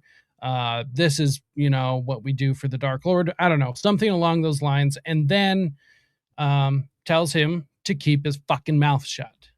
It's like, Damian, you shut up. If you shut up, we'll take care of you, or like whatever she needs to, right? That's what it seems like to me, because like, let's not forget the general or generational Satanists at this level, right? We're talking level 5 Satanists, based upon the Dr. Colin Ross 5 levels of Satanism. The level 5 generational Satanists, these people act more like organized gangsters than organized gangsters, and most of the time they're one and the same. So another reason I do believe that his mom was involved is because she was the one, self-admitted, to go out and purchase these occult books for Damian. She also encouraged him, I guess encouraged might be a strong word, but I'll say encouraged. His mother encouraged him to not go to school, but to always do his reading. That seems kind of strange. So she's buying him occult books, doesn't give a shit if he goes to school, but no matter what he does, he has to do his reading of the occult books that she bought him. Would also, introduce him to other occult books, according to what he said. So these are a couple of circumstantial pieces of evidence that I believe point to his mother being involved, and that there is a much larger cult network in this area, specifically working in the town of West Memphis, and that they are involved. And there are some other circumstantial pieces of evidence. I just think that those are the biggest pieces, in my opinion. Let's see here. So, good question though. I've been working on this and thinking about it a lot, and I'm always interested.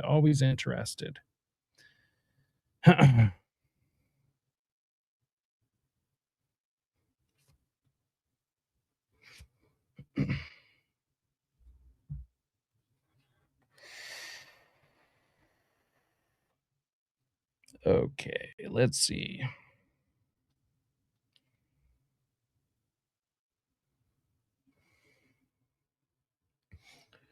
So once again, we're talking about a boy, a man. He's a boy, especially at this point. Documented hematophagy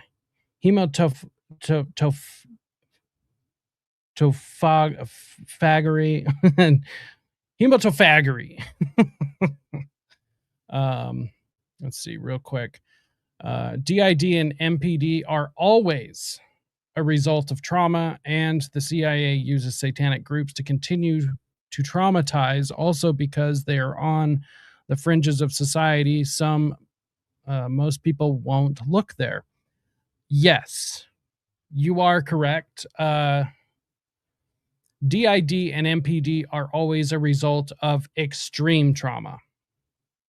That's a very important distinction, because you can be traumatized without experiencing DID and MPD, DID/MPD.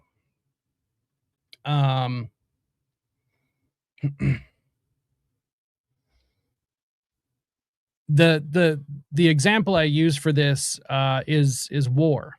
For example, soldiers can go to war and develop post-traumatic stress disorder, but not experience trauma that will cause dissociative identity disorder. Now, some soldiers do; they absolutely do, but not all soldiers. It is a very specific type of trauma that creates DID, which is what MK Ultra was all about. It was taking the behaviors of these elite families, these aristocratic families that have raised children in the MK Ultra fashion for hundreds of years, basically. And MK Ultra took those traditions of rearing children, these horrific ways of rearing children, and found the scientific formula for creating DID. That's what MK Ultra was about. It was finding the exact specific formula in order to create a mind-controlled slave. So, not all trauma causes DID and MPD, but yes, DID and MPD are exclusively the result of extreme trauma. So, and you are 100% right that the CIA uses satanic groups, satanic cults, to continue to traumatize not only individuals, but also the masses, right? To spread fear and uncertainty and doubt in the communities. They are on the fringes of society, so it's a lot harder to track them. It's a lot harder to see what's going on in the groups. There's all sorts of reasons. And in fact, MK Ultra didn't end. MK Ultra went underground. The Phoenix program came home after Vietnam.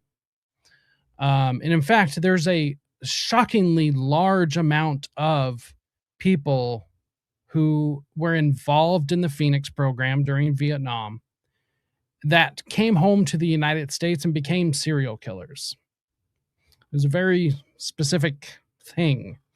Now, with war, anytime you have war, there's always a certain amount of soldiers that come home and become serial killers. However, during Vietnam, we saw a dramatic rise in soldiers becoming serial killers. Typically, and specifically with the introduction and implication of the Phoenix program. Then we see this huge spike in serial killers in the late 60s, basically starting with Manson, all the way through the 70s, into the 80s, into the 90s.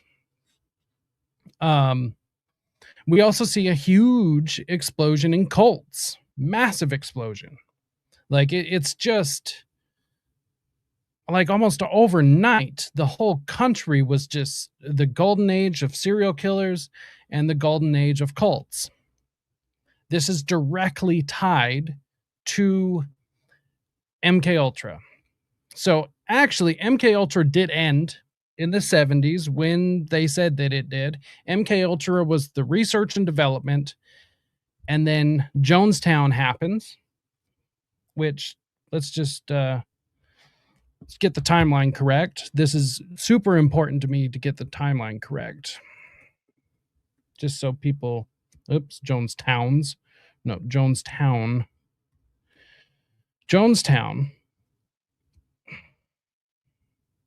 God, I suck at spelling tonight, man.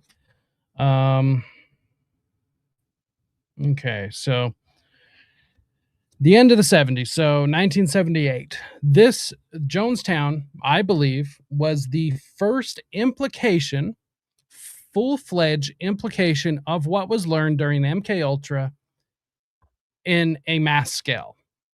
Jonestown was a MK Ultra project kind of went awry. They didn't want it to end the way that it did, but they had to abort the mission. And well, now we have Jonestown as we know it. But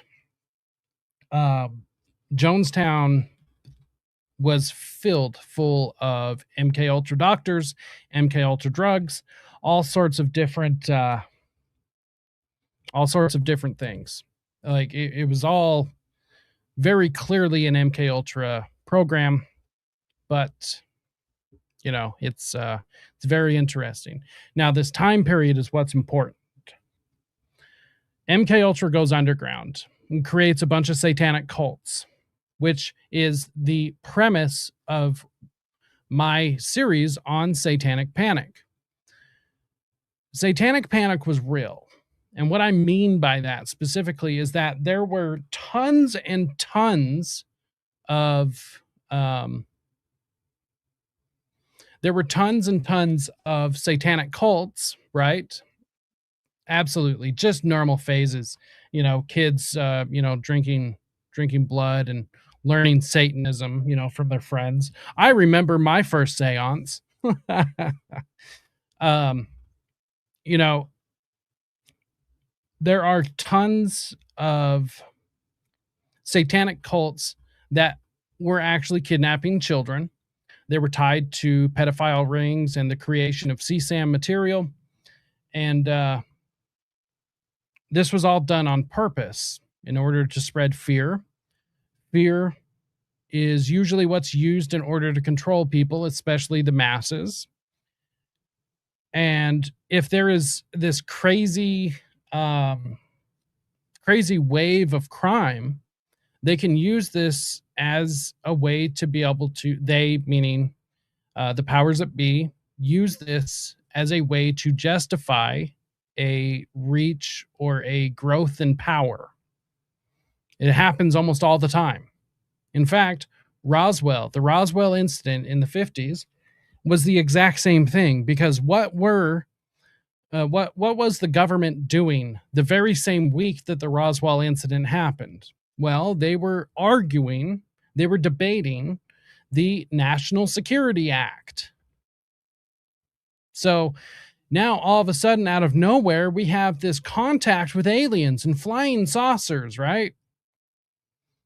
Well, because of that, that means we've got to have a CIA, and not only do we have to have them, but we've got to make sure that they're quiet, that they're private, that we can't know. This is all in the name of national security, and it's for your safety. It's for everyone's safety. Just shut up.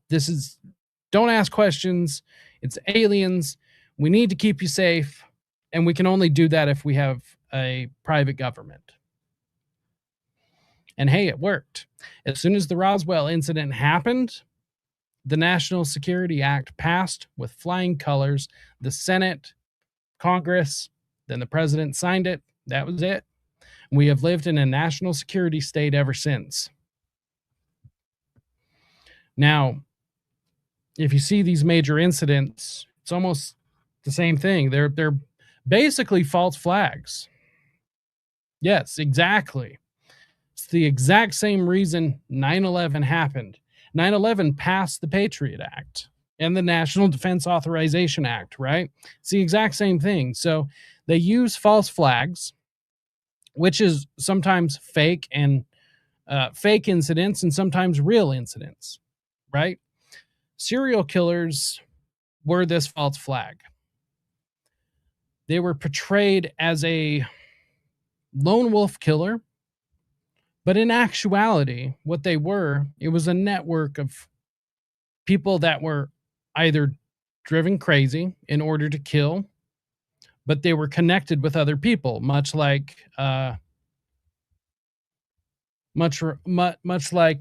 Henry Lee Lucas described in the Hand of Death cult, that there's actually a serial killer cult, the 4-Pi movement, which is a derivative of the Process Church, basically.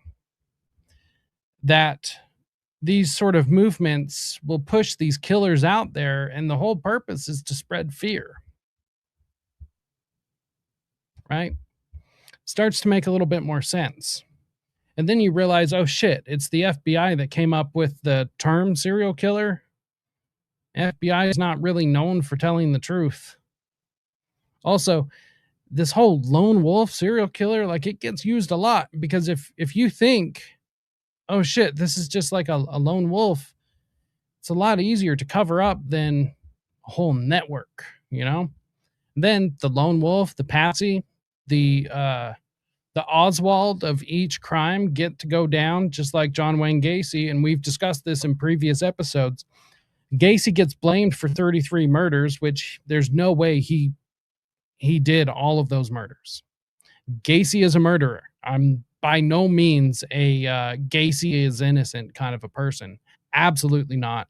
Gacy was definitely a murderer. Gacy also did not murder 33 people. There's no way. He was physically out of town the days that some of these people went missing. However, he's a perfect fall guy. Now, what ended up happening? The network he was tied to continued on, right? But the heat was off, so to speak, right? Now, all of those 33 bodies were then able to be explained because there was this lone wolf serial killer once again. But John David Norman carried on, and so did Philip Paskey, David Cram, Michael Rossi. They all carried on. But John Wayne Gacy went down. And almost from day one, he threw those guys under the bus. Which, you know what? Yeah, I get it. Gacy's a liar. But he told the truth about Cram, Rossi, Norman, and Paskey. That's just that. You know, it's absolutely wild. Absolutely wild. Anyways, kind of derailed the conversation. Let's get back to all of this. Let's see. Got Jonestown going on there. Now, blood drinking. In June of 1992, the Charter Hospital, quote, trying to suck blood off of peers who have scratched themselves. Okay. That's a bit intense. Let's see. So we are talking. Let's see, we'll get back to the Satanism thing. Okay, according to my presentation, we are looking at Exhibit 500, pages 341, 357, and 464. So let's go to 341 real quick. 341. 341.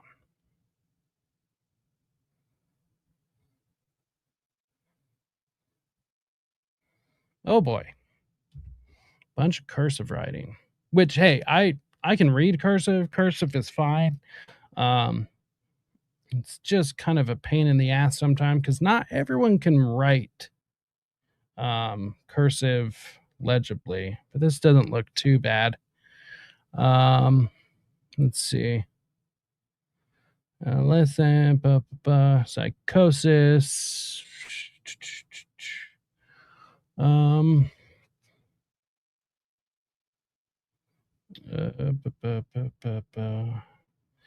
He is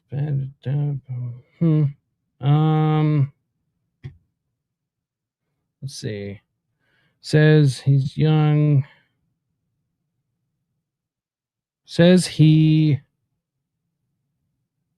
something going to pay father and that the knees let's see.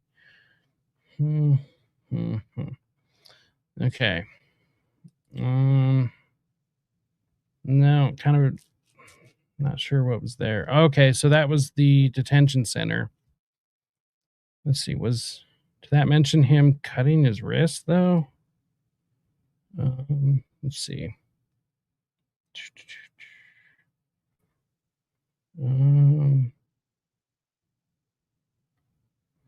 No, okay. 357.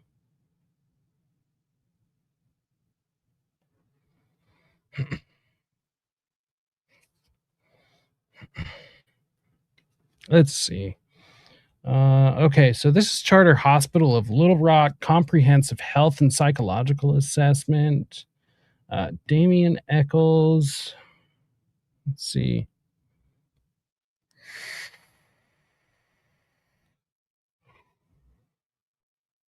Okay, this one's a little harder to read. Okay, this is kind of interesting though. So, this was court ordered. So this is one of his stays at the mental hospital where it was court ordered. Let's see, 464. Okay.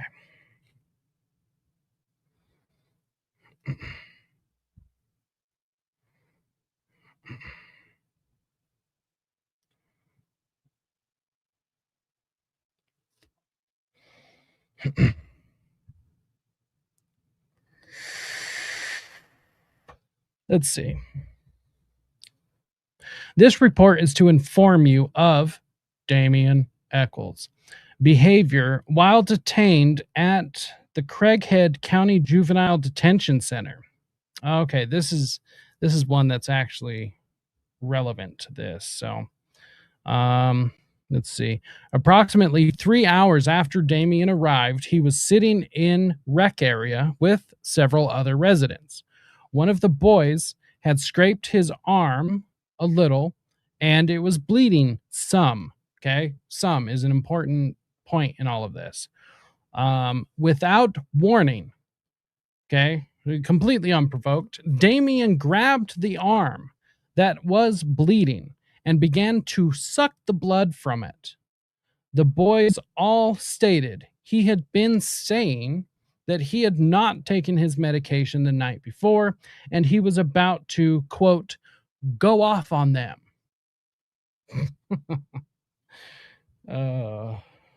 It's funny to me because, like, there's now, okay, it's not funny because when you read a lot of these reports, many people were scared of Damian.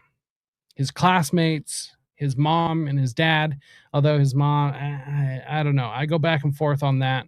I'm not saying that she wasn't ever scared of her boy, but like I said, I kind of think she's involved in some of this. So was she actually scared or was she just saying that? Anyways, there were several people in the community that were genuinely scared of Damian. That part's not funny. I do think it is. What I do think is funny is that he acted like a tough man when he wasn't really. Because like a tough guy doesn't have to act. He just is. And he does tough guy things. Damian didn't do tough guy things. He did stupid things.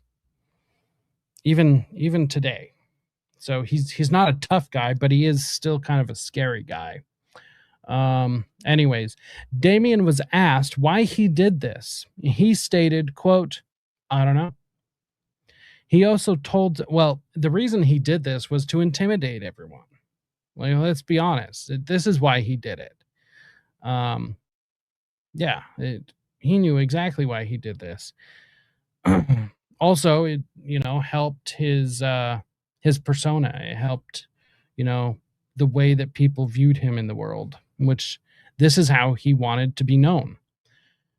Which is why at the end of Paradise Lost, he said that he wanted to be remembered as the West Memphis Boogeyman. Like that was important to him. He also told staff he had threatened to kill his father and eat him. For the safety and well-being of other residents, Damian was asked to go to his room. Go to your room! He has been kept there until he was picked up for court. He hasn't been a problem since, just some very strange actions at times. It is our opinion that Damian needs mental health treatment. You think?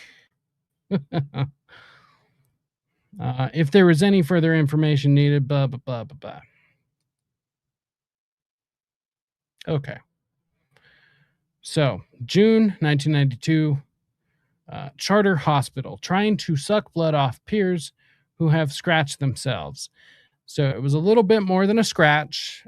It wasn't quite like pouring blood. And he like sucked it off of them. Of course he did. Oh,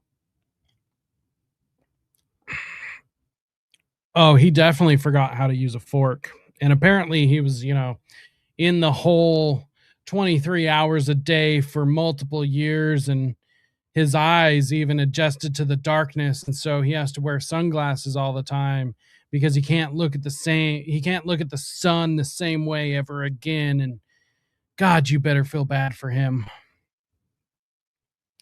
September 1992, Craighead Detention Center incident. A juvenile cut his wrist. That's a little bit of an overstatement. Should probably fix that. Eckles grabbed the arm and began to suck the blood from the open wound. Quote, knocked him down to the ground, sucked the blood from the arm, smeared it over his body, and said, he's a devil-worshipping vampire. Direct quote from a physician. February 1993, East Arkansas Regional Mental Health Center. Damian explained that he obtains his power by drinking blood. He states it makes him feel like a god. He wants to very much be all-powerful. Yes. So, now, once again, just real quick, timeline context documented February 1993, exactly 3 months prior to the May 1993 murders. Damian believes that a spirit of a murdered woman is living inside of his body. This is achieved, or Damian reports conversations with demons and other spirits. This is achieved through rituals. These rituals involve use of altars, symbols, and specific incantations. But guys, I thought they were just being picked on, right? This is just a Bible thumping town, and they picked on Damian, Jesse, and Jason simply because they wore black and listened to Metallica. Give me a fucking break. Eckles' documented practices went far beyond passive, nature-based Wicca, which centers on a harm no one tenet. He actively engaged in ritualistic demonology aimed at securing total control and power, which is absolutely true.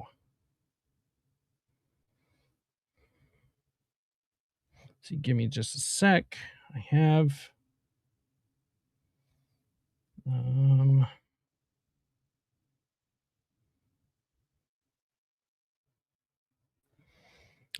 another video to pull up quickly. Maybe quickly.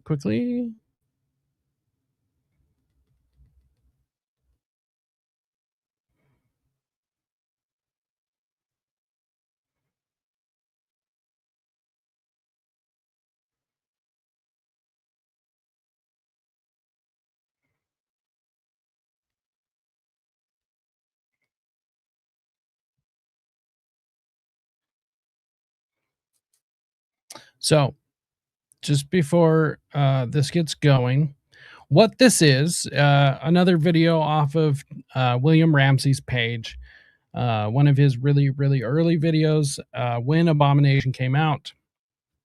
This is the closing statement from the prosecutor Fogelman.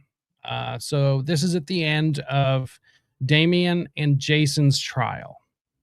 And this is what he has to say.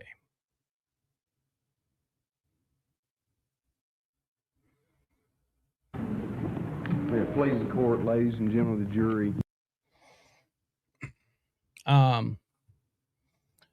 So for the blind viewers, the on the video is a copy of a newspaper article, and the headline says, Slain boy's dad fears West Memphis cultists knew of plan to kill.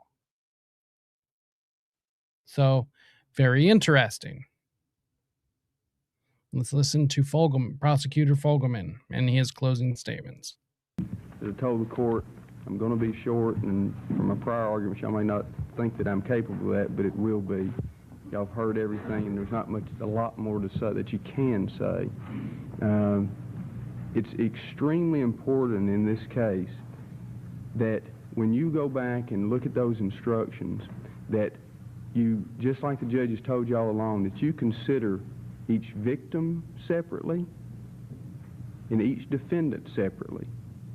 And when you consider those verdicts and you decide whether or not the murders occurred in a cruel or depraved manner, it is crucial that you consider each victim separately and each defendant separately, and decide for each of these victims whether or not their death meets that definition. And it's crucial that you do that. As far as whether it meets those definitions, for each one, words can't describe. I was going to show you the pictures again, but I'm not going to do it because y'all seen the pictures and you know what they are. But again, I urge you to look at each one of them separately. This case depends on you looking at each one separately. If for some reason you decide that one of the deaths does not meet the definition, make the appropriate verdict for that particular victim. Now, in this case, these records were introduced, and I want to remind you what the judge told you. This stuff, this Dr. Moneypenny's testimony and the questions that I asked related to Damian Eckles' statements, they only apply to Damian. Only. They do not apply to Jason Baldwin.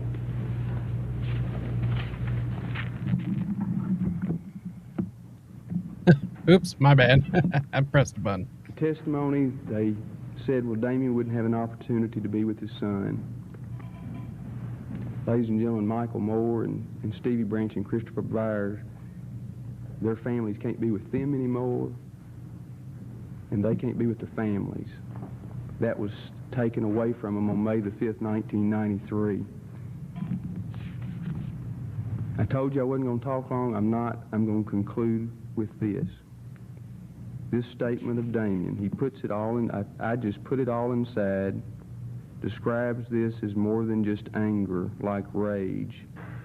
Sometimes he does, in quotes, blow up. Relates that when this happens, the only solution is to hurt someone.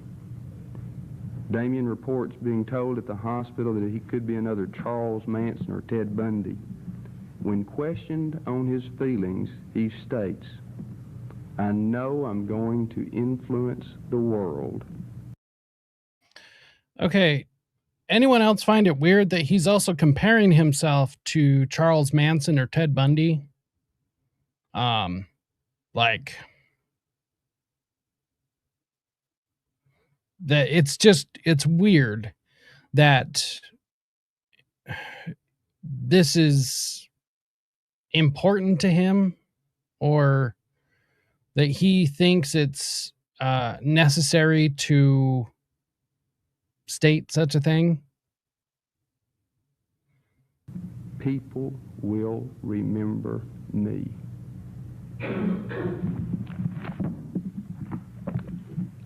We ask for your verdict.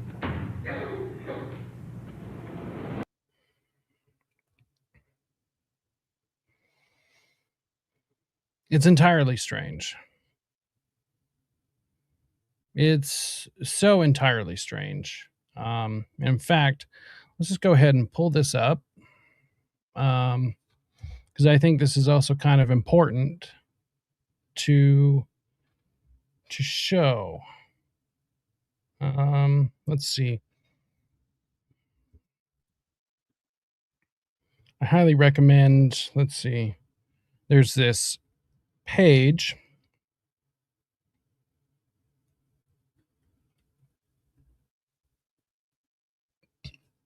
It's Ted Gunderson page. Of course, it might not come up.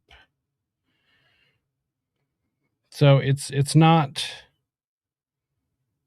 Ted Gunderson himself, obviously. It's been many years since he's died. However, it's just a Ted Gunderson themed page, and it has like a bunch of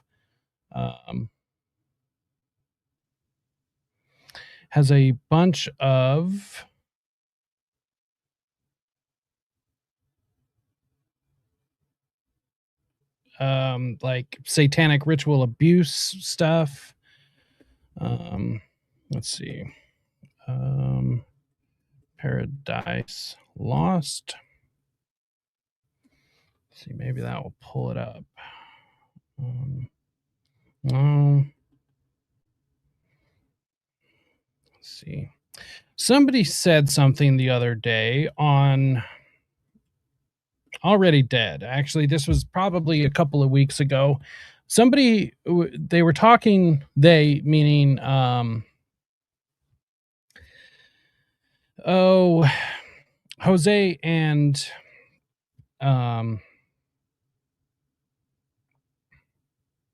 Austin were talking about the Odyssey movie, right? Let's see. They were talking about the Odyssey movie, and somebody had commented saying that they believe that, you know, the powers that be will release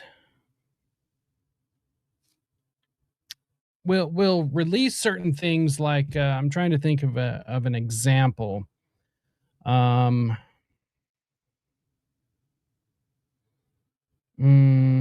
Trying to think.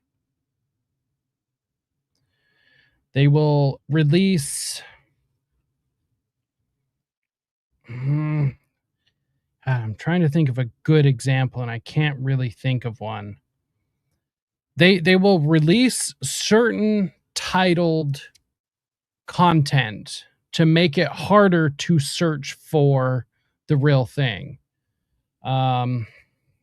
What's a good example of this? Oh, geez. Of course, I should have thought of an example before I brought this whole thing up, but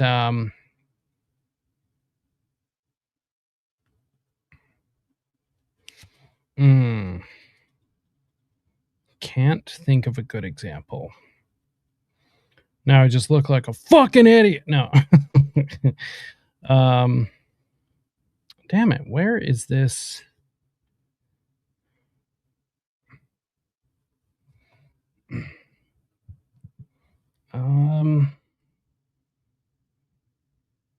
Okay, let's just see if I can just find Paradise Lost documentary in general.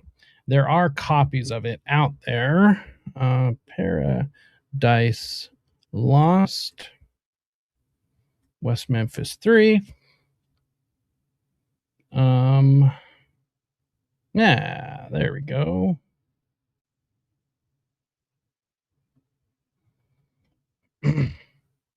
And what the fuck is up with Tim Pool having Damian Eckles on and just fucking gargling his nuts? Like, what the fuck? Okay. I'm looking for the very, very end. The very, very end.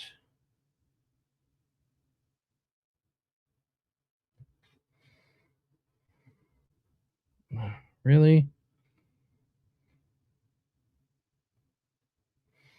Is that... I guess this isn't the full documentary.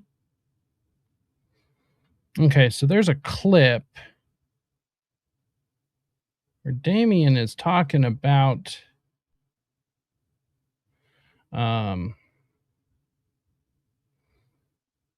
going to be remembered as the West Memphis Boogeyman.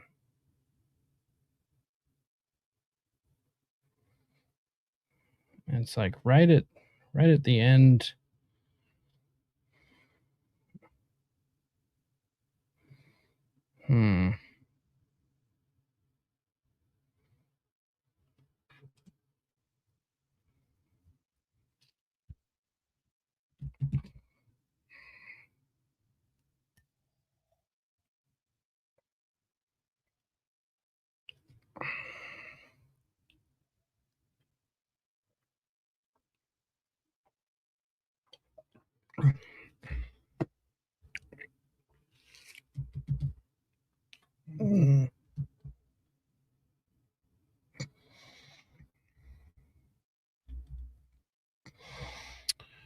Interesting.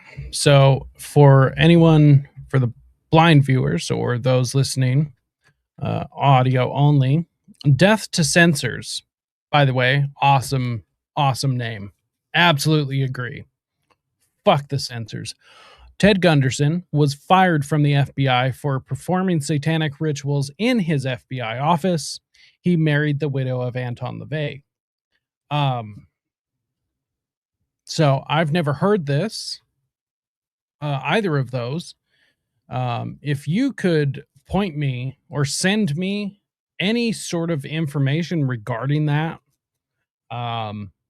that would be amazing. It would actually help a couple of projects that I'm currently working on behind the scenes. I would be very, very interested in whatever information you have on that. Would be very, very interested.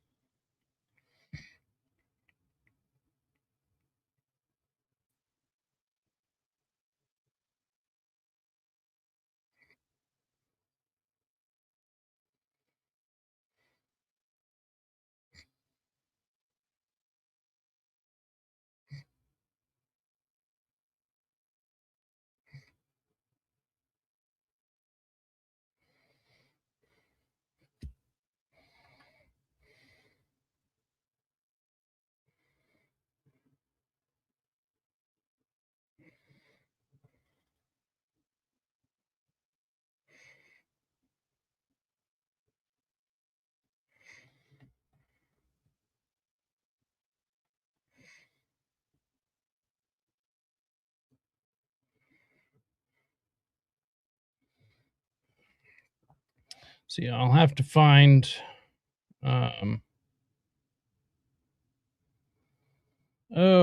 have to find that clip of Damian later.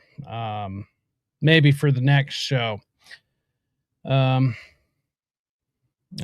let's quit messing around. Okay. Now, we've talked about a little bit here. Let's get more into let's see, we got about 30 more minutes. I appreciate all of you for hanging here. It truly means the world to me that that all of you would sit and listen and go through this in the comments. Like, honestly, you guys are the best. I truly do this for all of you, and I really hope that you guys enjoy what I'm able to put together for you. So, on that note, please hit the like, share, subscribe, all of these things, to be able to get this this information out to as many people as possible. Let's see here. So, on the screen, what we have is, sorry, I'm dealing with, there we go. Okay, so The escalation metrics: animal mutilation to homicidal threat. Tier 1, extreme animal cruelty. Witness accounts details Eckles stomping a Great Dane until its eyes popped out, pulling its intestines out, corroborated by independent witnesses observing the carcass. Tier 2, death trophies. Documented collection of animal remains kept in his bedroom at the Lakeshore Trailer Park. Inventory: 2 cat skulls, 1 dog skull, and 1 rat skull. Mother corroborated the dog skull. Noting she made him bleach it. Another little bit of information I wasn't going to bring up. I kind of forgot that was in there, but she was one of the ones that made him bleach these skulls. Super strange. Why, like, instead of just making him get rid of it, why would she do that, right? That doesn't make sense to me. Let's see here. I actually have a whole list of animal cruelty stuff.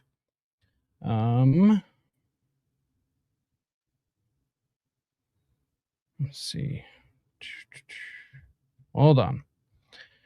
I have a whole bunch of notes. Let's see. Not that. One more down. Animal mutilation and cruelty.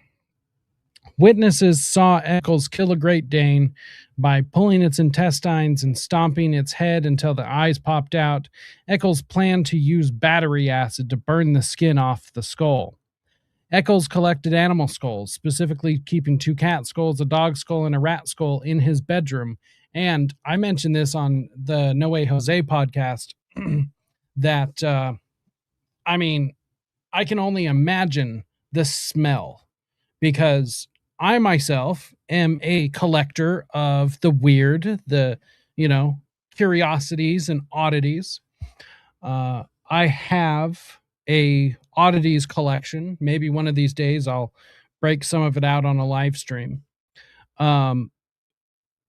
just to kind of show some things. But I can't imagine an 18-year-old Satanist, somebody who, like, let's be honest, he is absolute trash.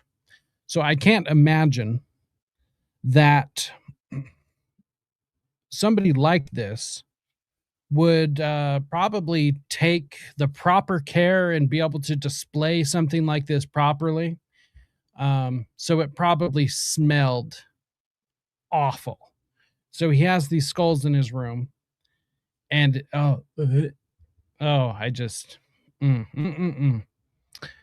Eckles poured gasoline on a cat, inserted a bottle rocket into its rectum, and ignited it. Eckles skewered live frogs with sharpened sticks to watch how long they took to die. After his arrest, Jason Baldwin's grandmother noted he was superstitious about, quote, devil stuff, and frequently caught and skinned lizards and snakes. And apparently he was very good at it. Very, very good at it.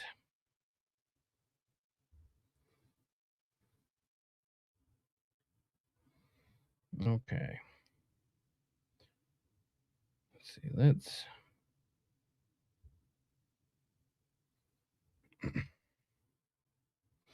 Philosophical adherence, Aleister Crowley and life force. So context. From the police interview transcript on May 10th, 1993, the context of this is that Eckles claimed minimal knowledge of occultist Aleister Crowley at trial, yet listed Crowley in his coded writings and explicitly recited Crowley's specific doctrines to police. And actually, this is not from a police interview. This happened during trial. So let's see.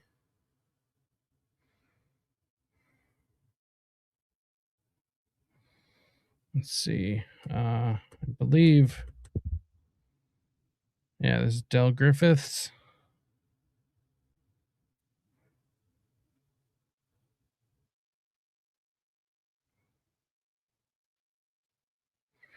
Yes, this is actually probably important for us to watch. Trying to find. Let's see.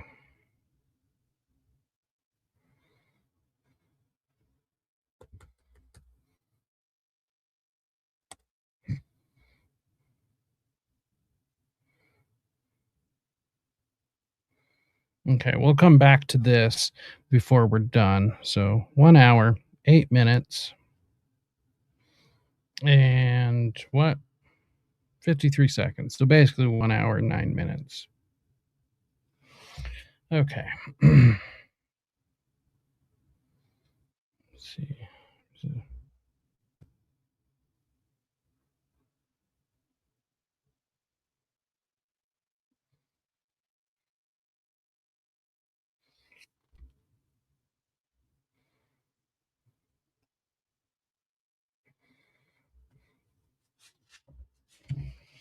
Okay. We'll agree to disagree, dude.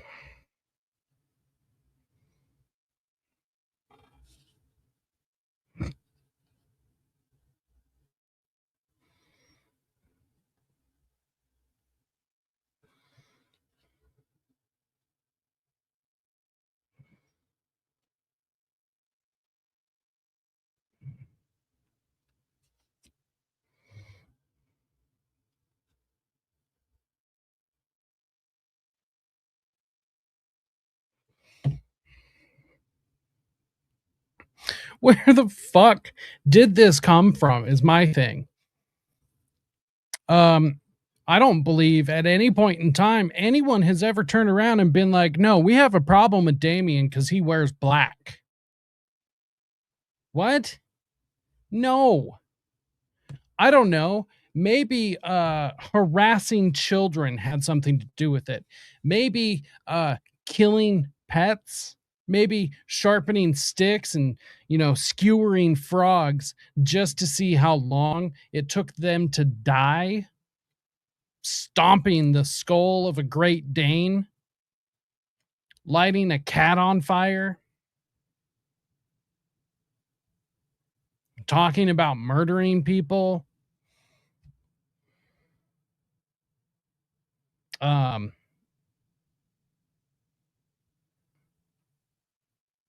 Like, I don't know, maybe because Eckles cited Aleister Crowley as a major influence, despite initially denying he read his work at trial. This kind of matters because Crowley's writings endorsed blood, torture, and sacrifice, significantly stating in Magic and Theory and Practice, a very famous book of Crowley's, that, quote, a male child of perfect innocence and high intelligence is the most satisfactory and suitable victim.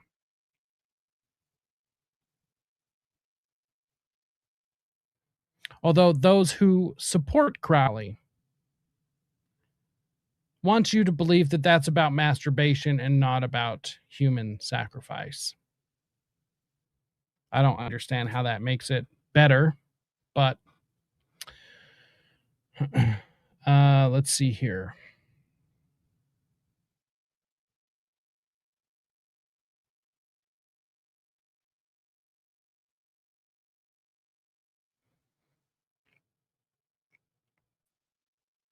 Damian's homicidal ideation was explicitly detailed by medical staff across multiple facilities. While hospitalized in Oregon in 1992, he formulated a plan to, quote, slash my parents' throats and eat them alive, end quote. He admitted to a history of extreme physical aggression, such as attempting to scratch out a classmate's eyes, like I mentioned before, during a fight, which he specifically filed down his nails to do so.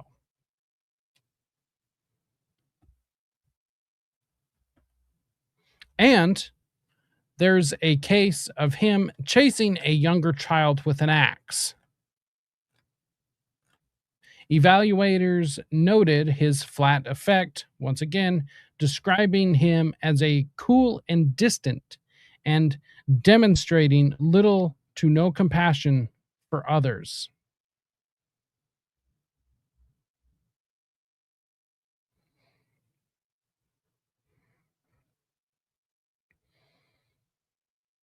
According to clinical records, Eckles heavily integrated morbid, supernatural, and esoteric themes into his daily life and psychological ideation.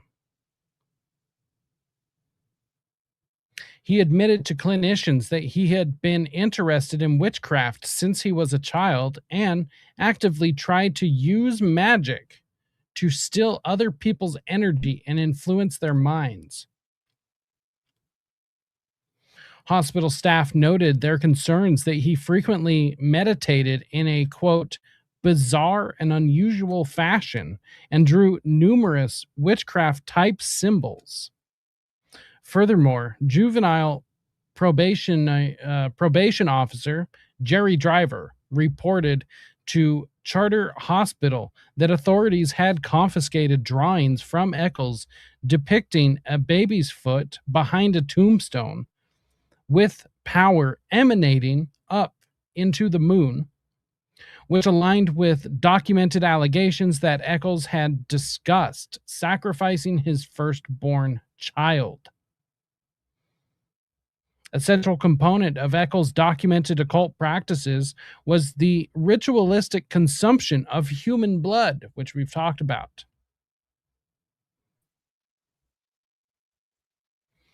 This is not merely ideation. Exhibit 500 documents specific physical incidents in September 1992 at the Craighead County Juvenile Detention Center. After a peer scratched or cut his own wrist, Eckles grabbed the boy's arm, sucked the blood from the open wound, smeared it over his body, and proclaimed himself a devil-worshipping vampire, which we've stated. Following this incident, he was placed in isolation.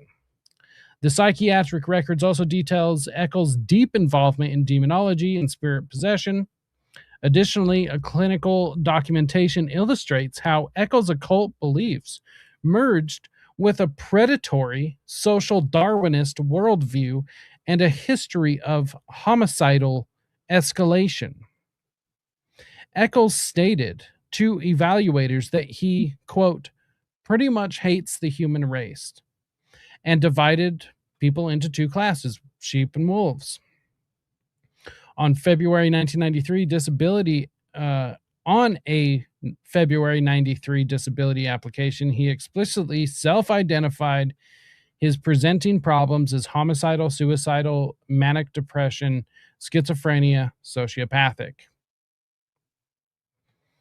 Ultimately, the clinical files in Exhibit 500 portray an individual whose intense hostility, sociopathy, and desire for dominance were channeled directly through his occult practices. And I think that's exactly it. I truly believe that Exhibit 500 is the shining example and explanation for at least Damian's occult connections. Now, the reason I wanted to focus on Damian this episode is because Damian, in this instance, is the top of the pyramid. Damian would have taught Jason and Jesse these things. Granted, somebody was teaching Damian. At a certain point, he was learning himself, but initially he would have been taught, but eventually he would have been teaching other people. In fact, he was also part of a group.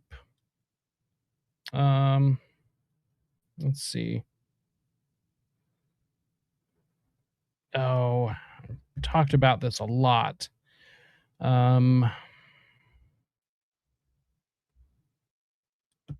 I don't want to screw up the name if I get it wrong. Let's see.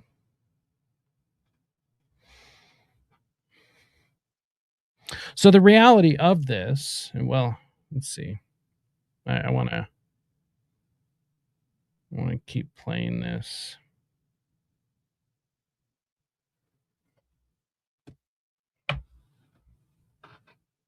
The fuck he did.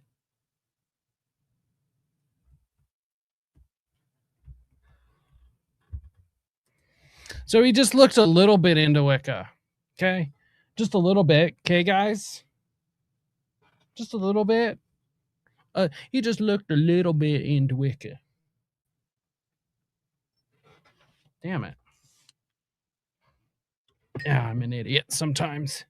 He just looked a little bit into Wicca. A little witchcraft. You know, just a little witchcraft. Okay? You know, everybody does just a little bit of witchcraft, right? Right? Come on. Is this thing on? Get the fuck out of here.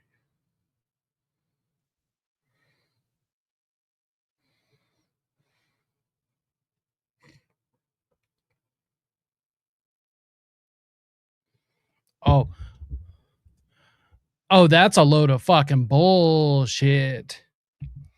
If people looked into Wicca, they would understand. No, I think people do understand. That's the problem. People do understand this. Let's see. I've got to write this down. I'm going to turn this lady into a meme. If people would just look into Wicca. If people just looked into Wicca, that's all they got to do is just look into it a little bit, okay?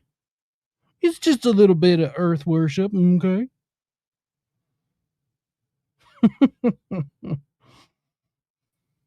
just look into Wicca a little bit, okay?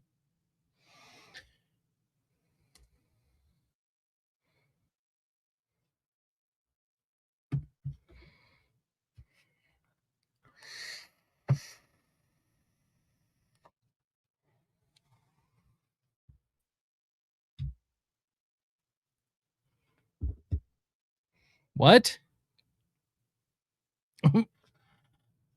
What? Okay, have like an honest question for all of you watching this, whether you're watching this live or you're watching this at a later date. Have you ever genuinely looked at something or someone or whatever? Have you looked at something you didn't understand and just wanted to fucking destroy it? Like, I don't know. Like, I don't even know a good example, but have you just ever like looked at something and been like, I don't get it. We got to kill it. Like, looked at a fucking platypus, right? One of nature's strangest creatures. Way strange. It is so strange. Like that, to me, a platypus tells me that God has a sense of humor. Also, it also confirms to me that I know nothing about life and everything is confusing. However, I have never, well, actually, I don't think I've ever seen a platypus in real life, but maybe I have. Actually, I think I have. Anyways, I've never seen an animal or anything for that matter and just looked at it and been like, nope, I don't understand this. I need to destroy. That is, I understand this is coming from the mouth and the mind of a retarded 18-year-old. And not just your average retarded 18-year-olds, because all 18-year-olds are retarded. This is coming from the retarded mind of retarded, sadistic, and homicidal and suicidal Damian Eckles, who thinks it's a good idea to chase a child around with an axe. You know, people don't want to destroy things that they don't understand.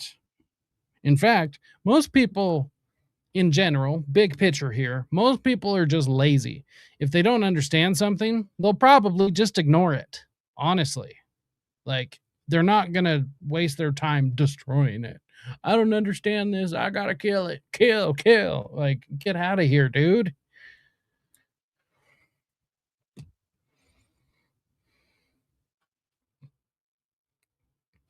That's absurd.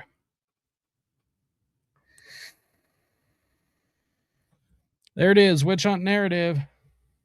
Witch hunt narrative. Fuck out of here. By the way, he got kicked out of Salem. What did he have to do that was so bad that he got kicked out of Salem, man?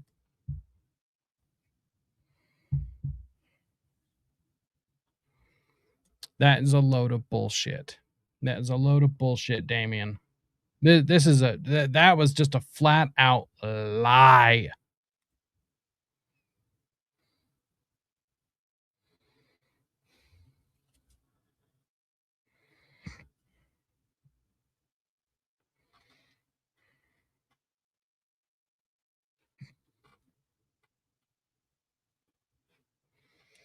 This is fucking amazing, by the way. This is one of my absolute favorite clips. I got to make a note of this. Let's see, 115. I'm going to isolate this clip for later, but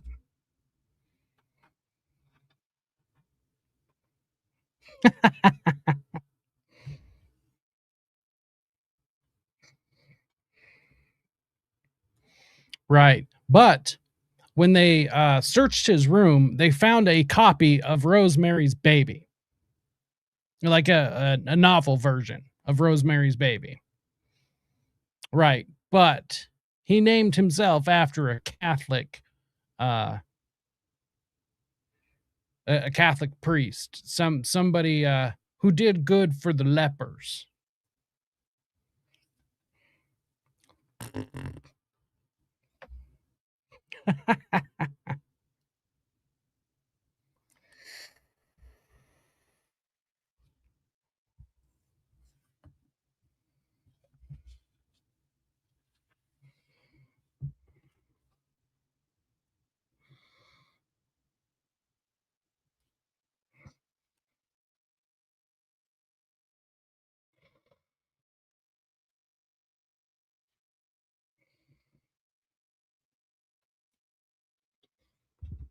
Remember, Wicca equals witchcraft.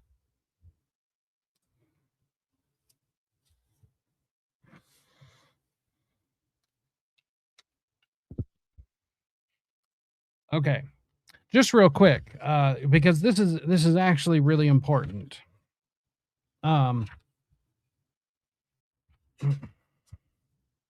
Raymond Buckland. Actually, I should probably let me just read you. Gerald Brassow Gardner was born in 1884 into a middle-class family in Lancashire, England. Like Crowley, he inherited a significant amount of money. He became a member of the occult society, the Freemasons, in 1908 while visiting Sri Lanka. In the 1940s, Gardner invented the occult doctrines of Wicca. And much like the Golden Dawn mythos, created a novel historical background for his new religion. He began codifying his religion, referencing the Lesser Key of Solomon, and the writings of Aleister Crowley and Ardenia and the Gospel of Witches, 1899, a novel based on an Italian witch cult in Tuscany. Gardner penned the books Witchcraft Today and The Meaning of Witchcraft. Gardner was described in the late 1950s as, quote, being about 5'6" tall, 5'6" tall, and stocky, with snow-white hair and a goatee. He was often seen wearing a tweed suit, a homespun wool jumper with sandals on bare feet. His reading glasses hung in a case from a cord around his neck, and his fingers were covered in magical rings. One ring spelled out his OTO magical name, Psychiatric, I believe. Let me see. I gotta pull up a picture of this. I need to remember to do that better sometimes. It's Gerald, Gerald, Gerald Gardner, Wicca.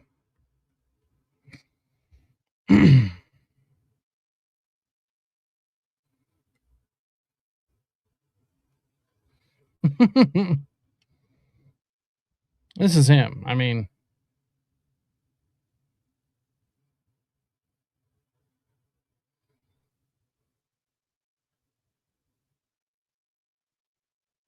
really?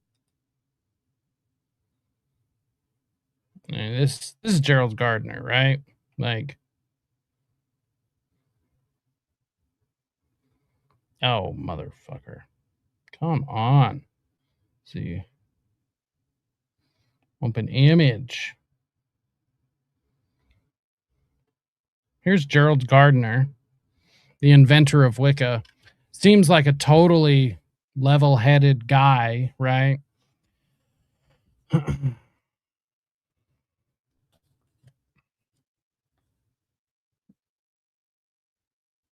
So one of the rings he wore spelled out his OTO magical name in letters of the Theban alphabet. Mind you, the alphabet invented by Aleister Crowley. Along with nervous twitching of his hands and eyelids, his speech was reported as being rather jerky. The term Wiccan is now universally used to describe witchcraft. The word Wicca comes from the Anglo-Saxon word meaning a male witch, sorcerer, or magician, and Wiccan, or Wicci, a female witch or sorcerer. Gardner wrote, quote, "There are men and women witches. Each is called a Wicca." End quote. Its deviation comes from the Anglo-Saxon word for prophet or diviner. Gardner professed a comparatively simple definition of magic. Quote, "My view is that it is simply the use of some abnormal faculty." End quote. Wicca is a religion, like Christianity, and witchcraft is a methodology. The adherents to Gardenia Wicca follow a general rule similar to Aleister Crowley's "do what thou wilt."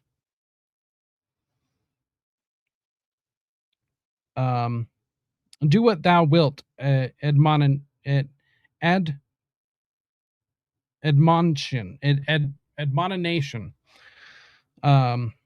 These 8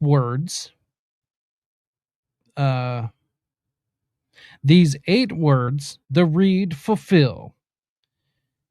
"An ye harm none, do what ye will."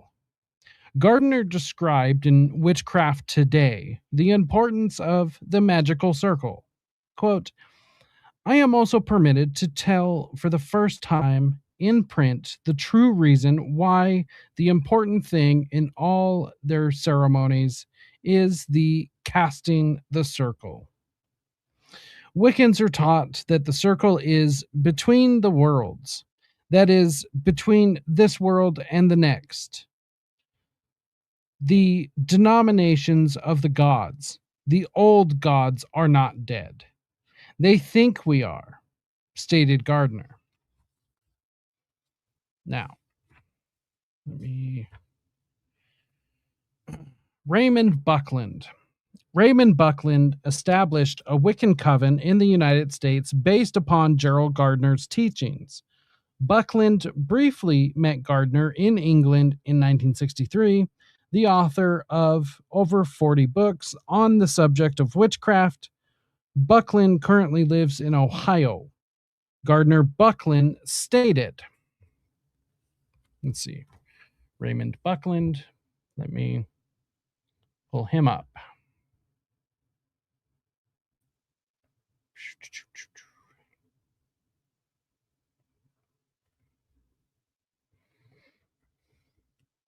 Raymond Buckland.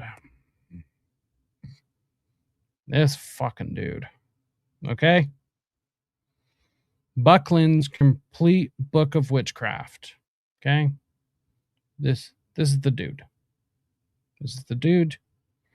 Let's see. Open image and new tab. Just want the image. Just the image. Just the image. Okay. So this is Raymond Buckland, the one I'm now talking about.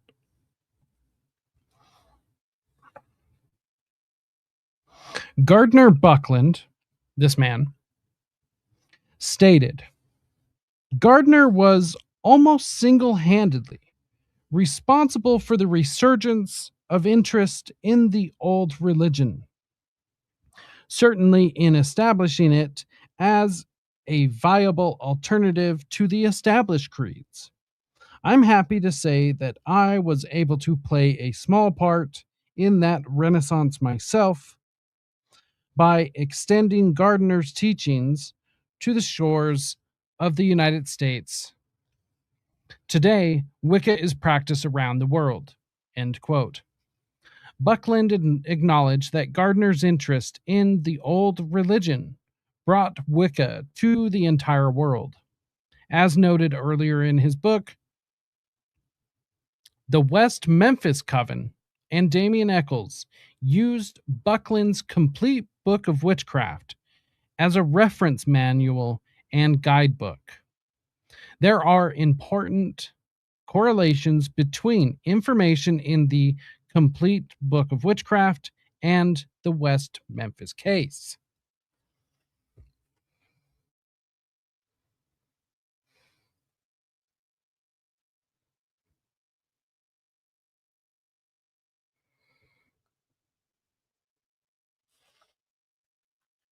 The Theban alphabet is used almost exclusively by Wiccans as a substitution cipher to protect magical writings from prying eyes. It originated as a magical alphabet. The exact origin of the text is unknown. The Theban alphabet first appeared in print in medieval occultist Henry Cornelius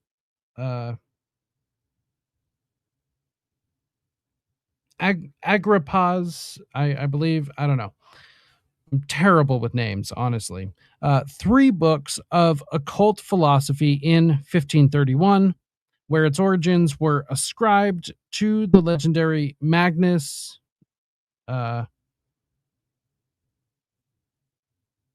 Honorius of Thebes. This alphabet is occasionally referred to as the runes of Honorius. Although Theban is not a runic alphabet, while it resembles some ancient alphabets, it is unknown. Unknown publication. It is little used as a magical alphabet, except as an occasional substitute for Anglo-Saxon runes, or for making charms and amulets. Theban was introduced to Wicca by its founder, Gerald Gardner. To use Theban As a cipher, simply substitute Theban letters for English letters. Goes on to explain a bit more magic, blah, blah, blah. Will be for different day. Let's see. Let's get back to playing this while I pull up the next and we start bringing this plane in for a landing for tonight.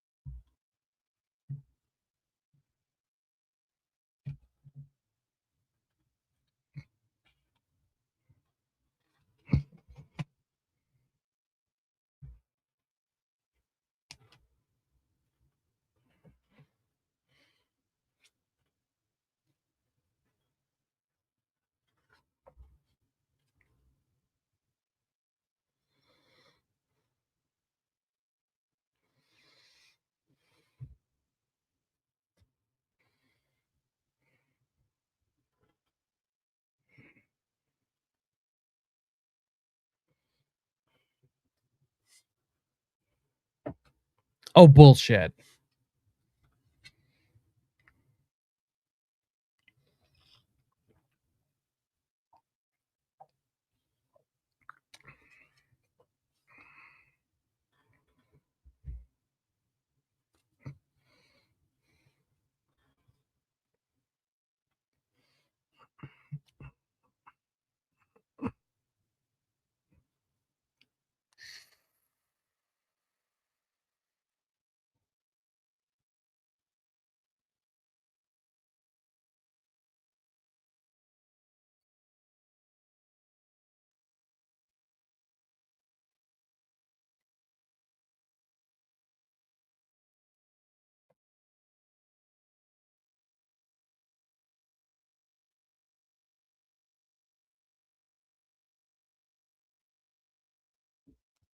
Oh, I like how he throws that little bit in while he's literally on the stand for murder.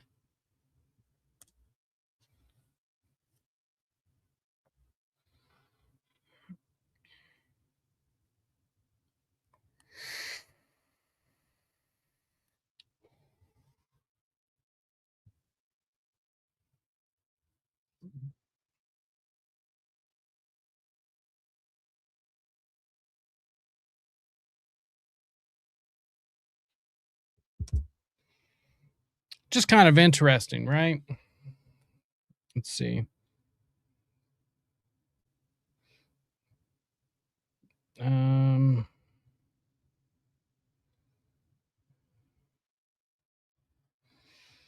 a section in here, though. I've got to find it.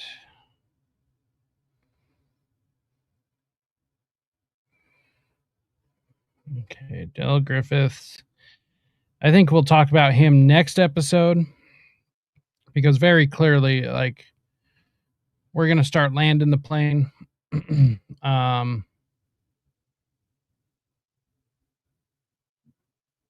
But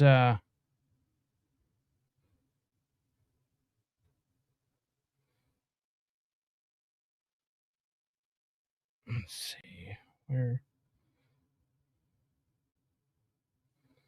that clip of. Oh, this is something I wanted to mention. Richard Offshee.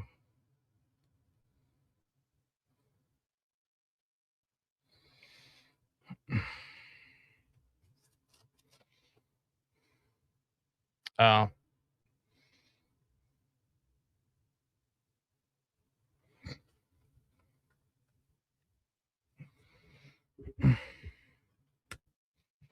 Okay. Dr. Richard Offshee.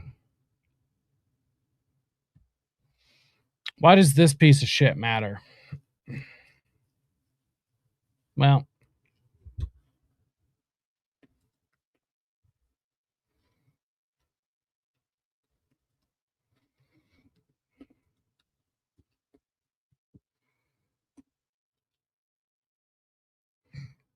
God, I can't spell tonight worth shit.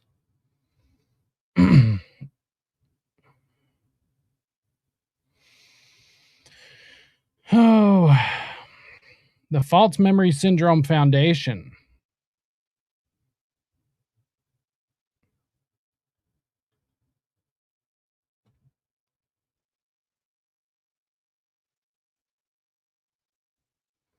Dr. Richard J. Offshee, PhD.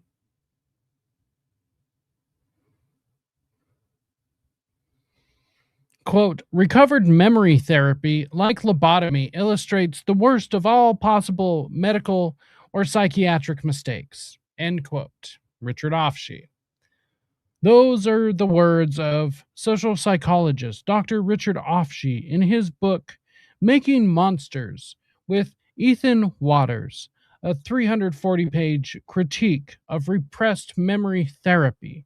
The authors argue, quote, that the practice of uncovering repressed memories, along with the attendant theories of multiple personality disorder and satanic cult abuse, are fads that are as widespread and as damaging as any the mental health field has produced this century.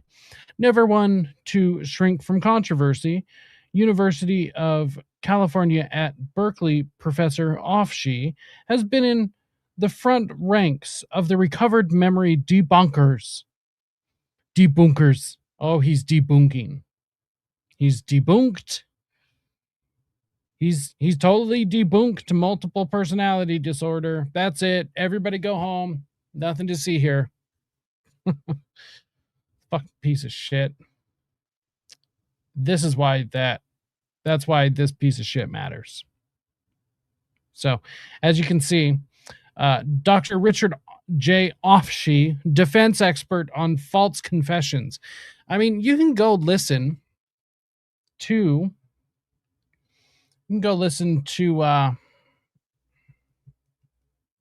let's see. They are here. Let's see, copy. Mm-hmm. They are here. Let's go to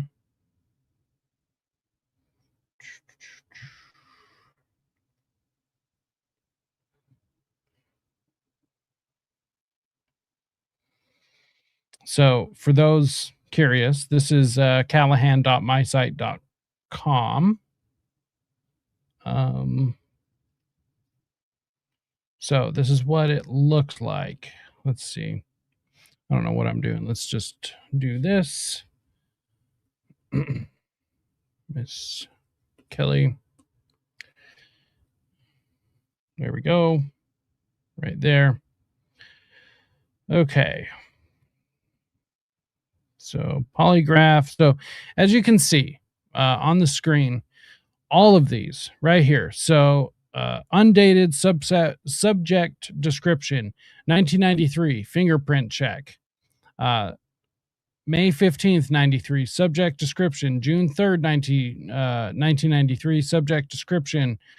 Consent to take samples. Allen pre-polygraph interview notes, transcribed and images of the original. Ridge pre-polygraph interview notes. The rights form, polygraph release form, polygraph report.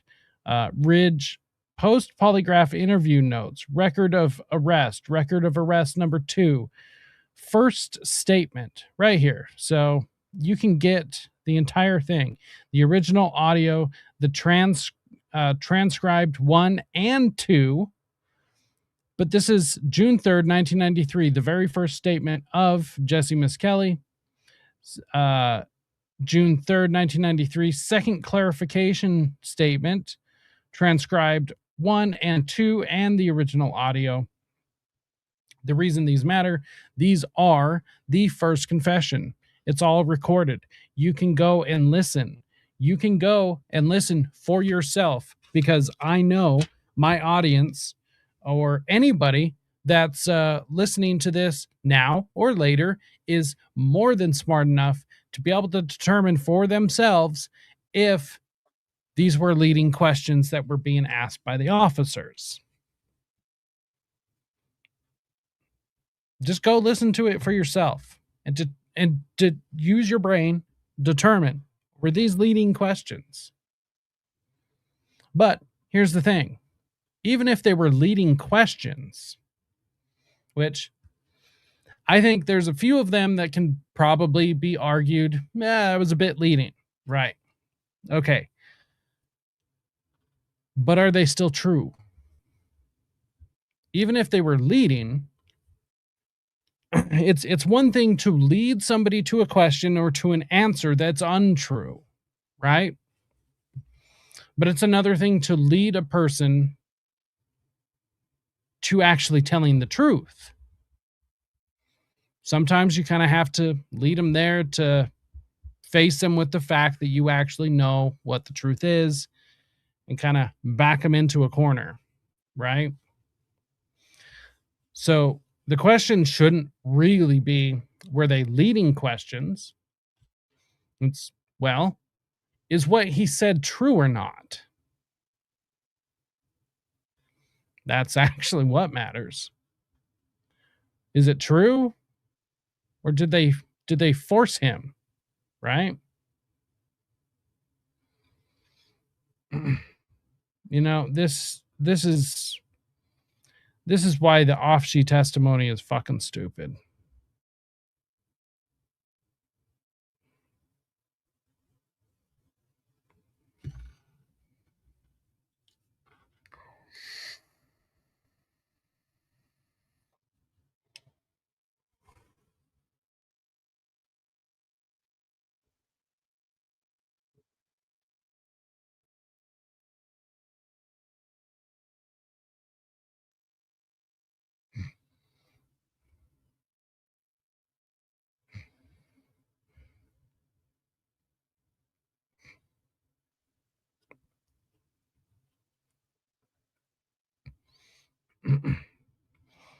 So I'm not sure what you mean by the fake satanic panic. As far as I'm concerned, it wasn't fake. There legitimately were satanic cults all over the nation, kidnapping and influencing children, kidnapping them, also producing child sexual abuse material, and growing their ranks in the cults, and also murdering kids left and right. Tons of them. I think what was fake was the idea that they were under every rock and behind every tree. Misdirection fake. Yeah, I guess I'll say I don't disagree.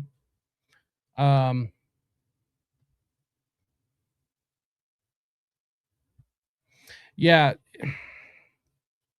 okay, yeah, you're right. Yeah, I agree with you. I had to work that out in my head, but yeah, I agree with you. It's but this is what I think the West Memphis Three, like the case actually did, right? Like we got to a point where, so this was 93. We had an entire decade of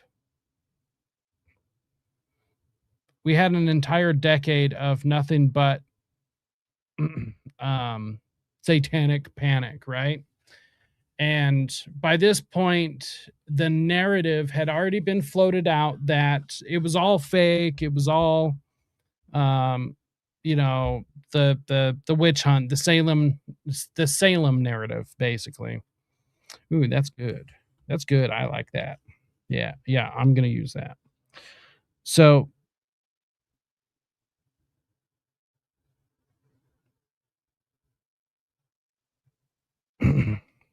so with that, it got to a point where this could now be used as a, see, we told you it was fake. Innocent children, meaning Damian, Jesse, and Jason. Innocent children are being picked on for wearing black and listening to Metallica. This is enough. We've had enough of this satanic panic.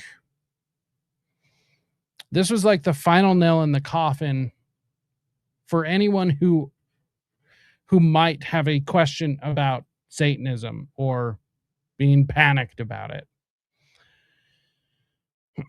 So I highly recommend anyone to go check out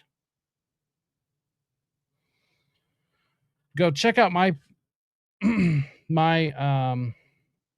oh, I guess it's not here. Go check out this video of mine.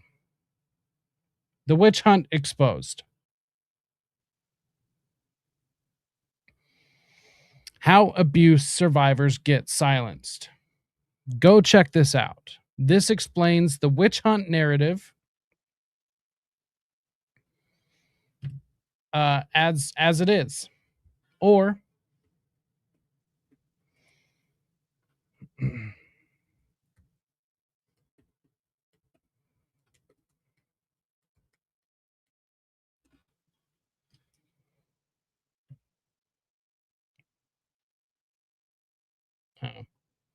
okay, let's see.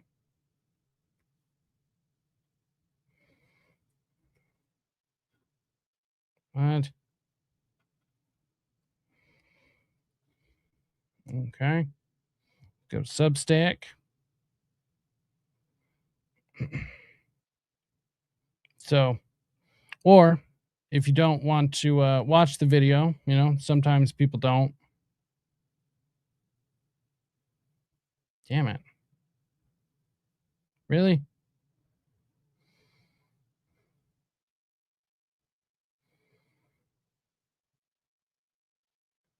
What the hell, man?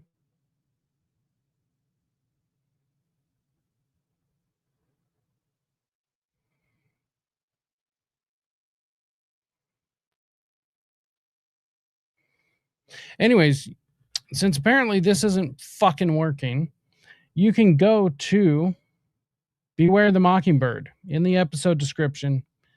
And I have an entire post about the witch hunt narrative. So you can go check that out. Highly recommend it. It's absolutely great. I was hoping to find the clip of Damian. Oh, actually, here's a kind of a good clip to end on or to wrap up on, because I've got just a couple more notes on the occult stuff. But as far as the video, let's end on this. Let's close some of this out. Close that out. Yeah, callahan.mysite.com. Absolutely great. Let's see. Okay, so we ended here with Aleister Crowley.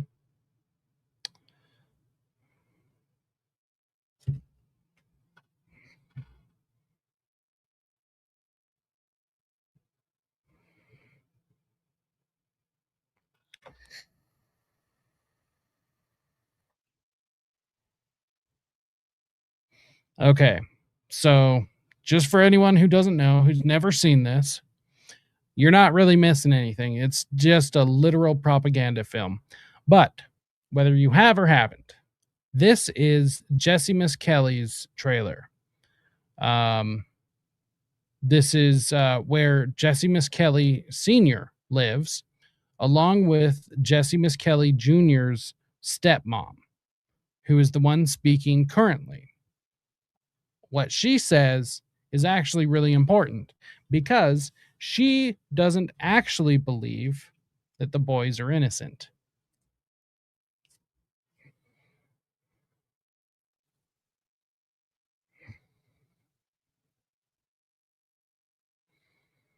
Oh, come on, catch up.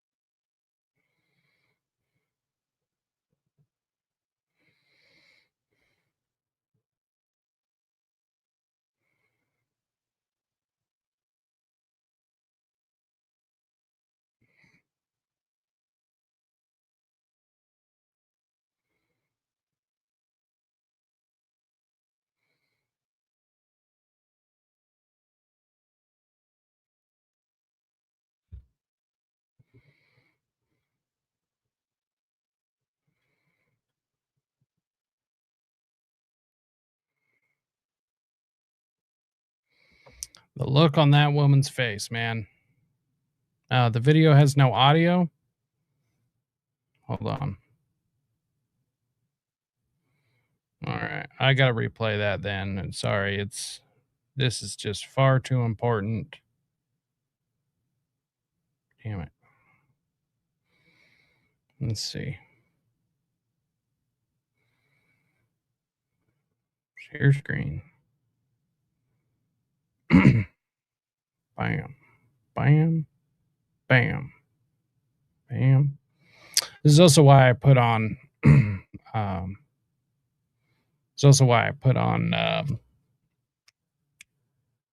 subtitles. But all right. It has audio now. Was an accomplice to Damian Eckles and Jason Baldwin in the commission of these horrifying murders, and we will ask you to return your verdict of guilty on 3 counts of capital murder. Once again, we don't know what this is Jesse Miss Kelly Jr.'s and Jesse Miss Kelly Sr.'s trailer. Is where Jesse lived, the Miss Kelly family, and the woman speaking is Jesse Miss Kelly Jr.'s stepmother. So this is rather important. what the truth is. But when it really gets down to brass tacks, Lee Rush. his daddy and I are going to look him square in the eyes and say, son, did you do this? Was you even there? That's when we will believe. Well, if he told me he did it, which I don't believe he did, but if he told me he did it, he'd have to do his time. Suffer the consequences. If he admits to this, he would be strictly on his own. We wouldn't even send him $1 for a pack of cigarettes. No, you're wrong there. Yes, we would. No, I would. No. Okay, first of all, $1 for a pack of smokes. You know how much smokes go for these days? Get the fuck out of here with that $1. Man. He's my son. I'll send him money. But he will have to do his time. I wouldn't give him a nickel. He's my son. Now, we could be talking He's about... my flesh and blood. We could be talking about my son. Well? If my son did something that horrible, that No, I wouldn't give him a nickel. Let him You suffer. can't turn your blood away. I don't know how you say you could, and we're going to have a problem over this. But I know how it is being up there in jail without any. We're gonna have a problem over Well, this. that's beside the point. If he's guilty of doing this to these little boys, no. But he's not. Well, I'm saying he's not too, but if he happens to be, if it's proven, no, forget it. No. But I don't believe he did it. I'll never believe he did it.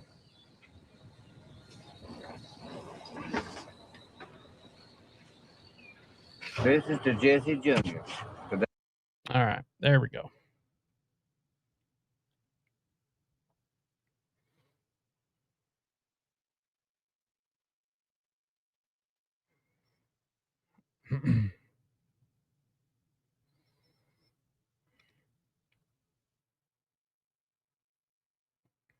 The occult symbology in the West Memphis Three case is not a byproduct of adolescent rebellion, but the physical manifestation of a highly specific esoteric framework drawn from Aleister Crowley's Thelema, LaVeyan Satanism, and corrupted pagan practices. Or really, it should just say pagan practices, so I should fix that. Damian Eckles did not merely dabble in the occult. He weaponized its symbology to fulfill a predatory social Darwinist ideology where he perceived himself as a god collecting power through blood and sacrifice. Eckles' esoteric influences were deeply anchored by Aleister Crowley, the founder of Thelema, whose writings explicitly endorse blood, torture, and sacrifice.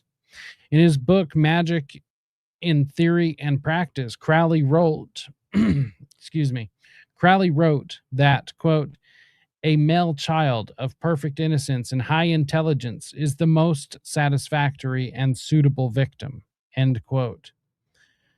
Eckles internalized this doctrine, translating coded alphabets while in jail that grouped Crowley's name directly alongside his closest associates, Jason Baldwin and Dominique Tier and his infant son. Furthermore, Eckles cited Church of Satan founder Anton LaVey as a favorite author, embracing LaVeyan egoism and the division of humanity into wolves and sheep, explicitly noting to clinical evaluators that wolves eat sheep. He operated with an esoteric group called the, quote, Covenant of Divine Light, claiming that members work toward a divine light to, quote, become like gods themselves. That is absolutely Satanism. Absolutely, that is Satanism through and through.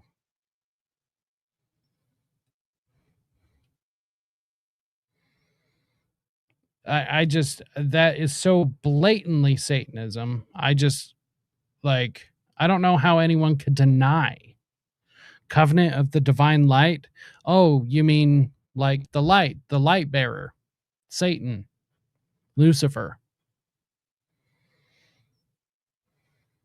And becoming a god yourself?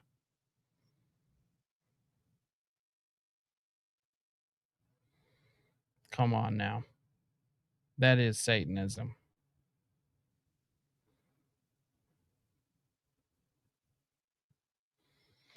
Eckles branded his esoteric beliefs directly onto his physical appearance, sporting a faded pentagram tattoo on his chest and the word EVIL, evil, tattooed across his knuckles.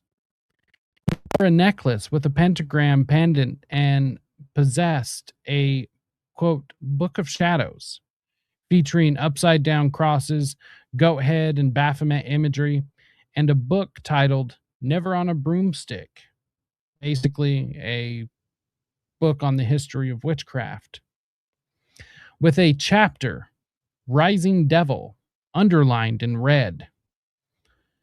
His personal space served as a staging ground for animal cruelty, housing a collection of 2 cat skulls, a dog skull, and a rat skull. Blood itself became his primary occult symbol of power.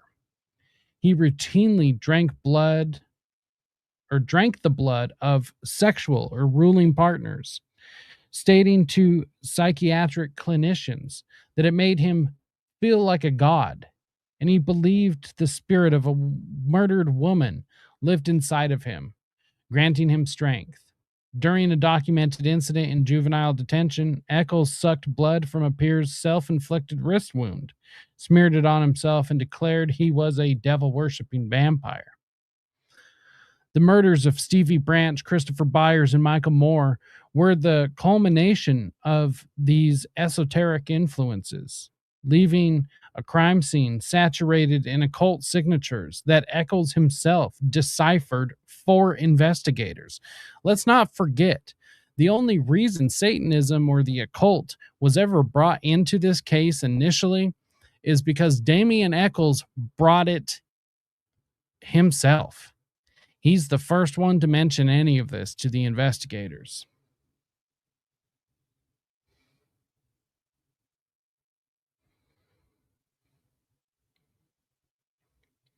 Now, as you can see on your screen, for the blind viewers, sorry, you should really go watch the video.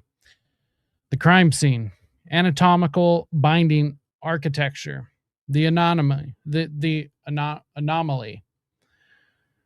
victims were bound using an exceptionally rare contortion method.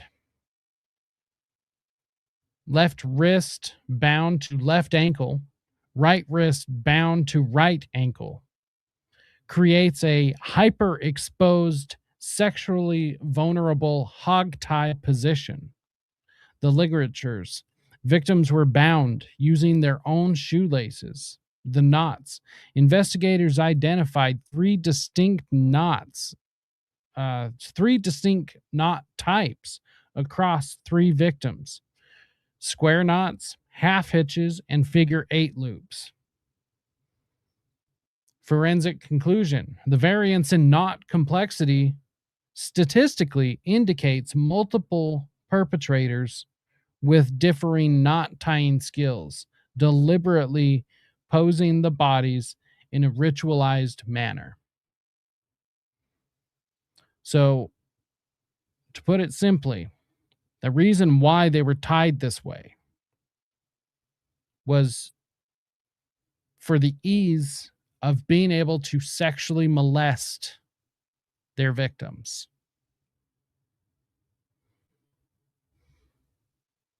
This is the only reason why a victim would be tied like this. This is very intentional.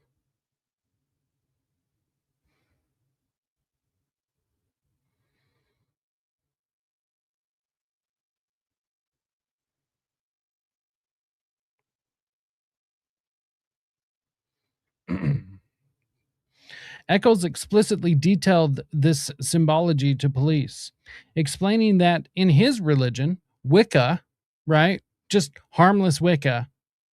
That's it. The penis is a symbol of power. The number 3 is numerologically sacred, and sacrificing younger, more innocent victims grants the killer more power. Remember what Aleister Crowley said.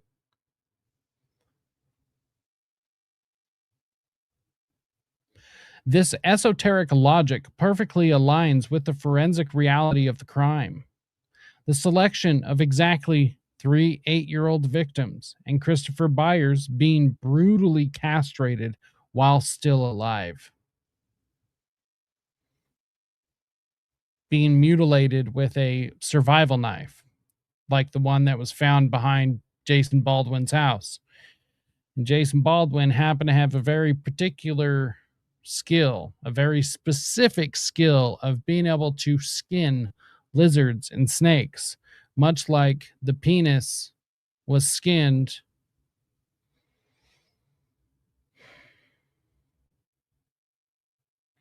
much like Christopher Byers' penis was skinned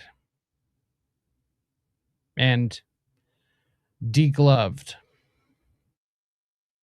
while he was still alive.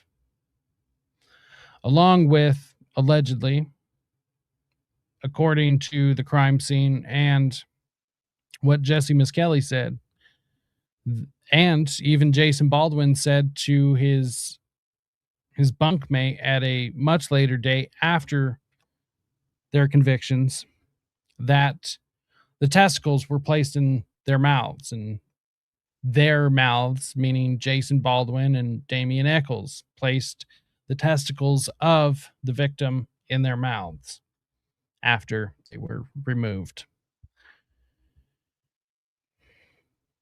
Eckles also informed detectives that water acts as, quote, demon-type symbolism, possessing a demonic force. This esoteric view of water contextualizes why the boys were submerged in a drainage ditch to wash away urine and blood. It transformed forensic disposal into a ritualistic completion. Additionally, the boys were bound left wrist to left ankle and right wrist to right ankle, using their own shoelaces, as unusual contorted positioning that experts associate with domination and ritual rather than mere restraint.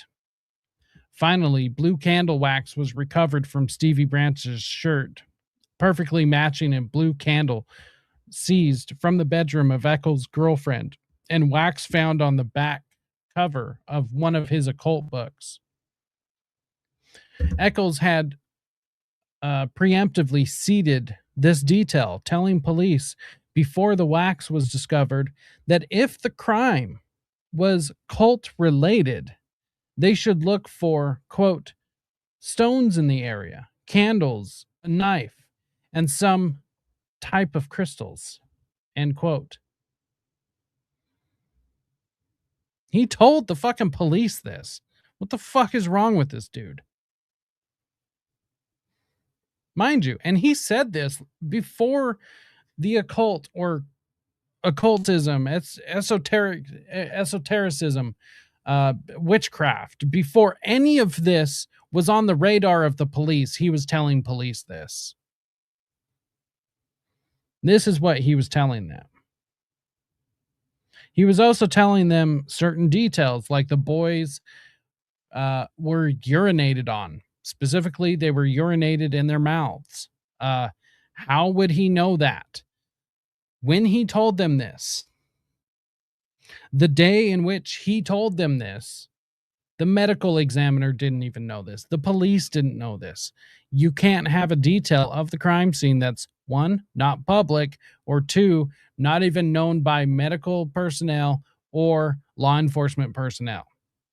That is impossible unless you were there. Analyzed as a whole, the occult symbology in the West Memphis Three case is not an abstract theory or an artifact of cultural panic. It is a precise, documented chain of events linking Eckles' esoteric studies of Crowley and LaVey to his personal rituals of blood drinking and ultimately to the exact physical signatures, castration, water immersion, numerology, ritualistic bindings, and candle wax, among many other things found on the bodies or near the bodies of the victims. Damian Eckles has had a long documented history of severe psychological issues, violent behavior, animal cruelty, and occult practices in the years and months leading up to the murders on May 5th, 1993. Tonight, we have discussed many of these psychological issues, the violent behavior, not so much the animal cruelty. It's a little too much sometimes. We've discussed the occult practices, although we have barely yet to scratch the surface of this. So this is definitely going to be multiple episodes, as it is important to really start talking about Satanism, the reality of the occult influences in this case.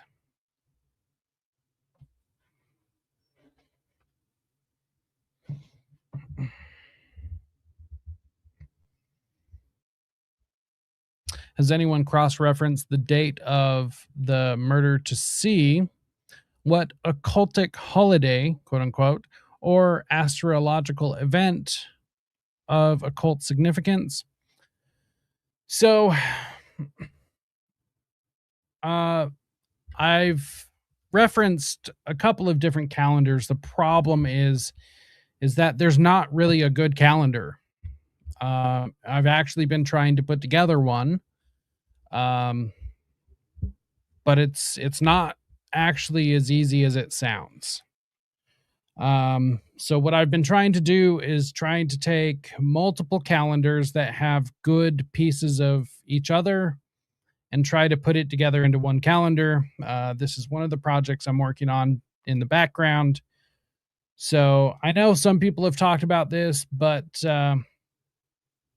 it's actually really difficult to find one solid occult and or esoteric witchcraft Wiccan calendar of events. Every single calendar that you can find online, there's always something wrong with it. There's always something wrong with it. So there's not just one solid one. As far as I know, I have never looked at any sort of specific holiday or event that was happening, largely because I don't think that this aligned with any sort of holiday, because here's the reality of the case. These murders weren't planned,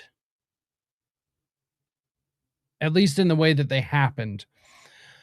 All three boys, Jesse, Jason, and Damian, were drinking. They were getting high. They didn't plan on committing a murder that day. A murder was going to take place in this community because, interesting enough, there were actually murders before this, and there were a couple of murders after this. There were several different disappearances. There was actually a lot of crime going on in this community. Specifically, though, because it relates to the larger picture of things, there were murders before this and disappearances, and there were a couple of murders after. But these murders of these three boys were not specifically planned. And specifically, so there's no confusion, what I mean by this is that when they happened that day, when they happened right at that time, they were not planned. It was a crime of opportunity based in occultism, surrounded by a much larger cult network. Because they were high and drunk, they saw an opportunity and they took it. So everything I've been able to see, it's close to a couple of holidays. Even Dave McGowan has pointed this out, that it's close to a couple of holidays, but it doesn't align perfectly with the holidays. I do believe that the cult itself was planning a murder that was going to line up specifically with a holiday. But these ones, they were an occult crime of opportunity. Damian was going to commit murder at some point. Jason would have followed him like the lost puppy dog he was.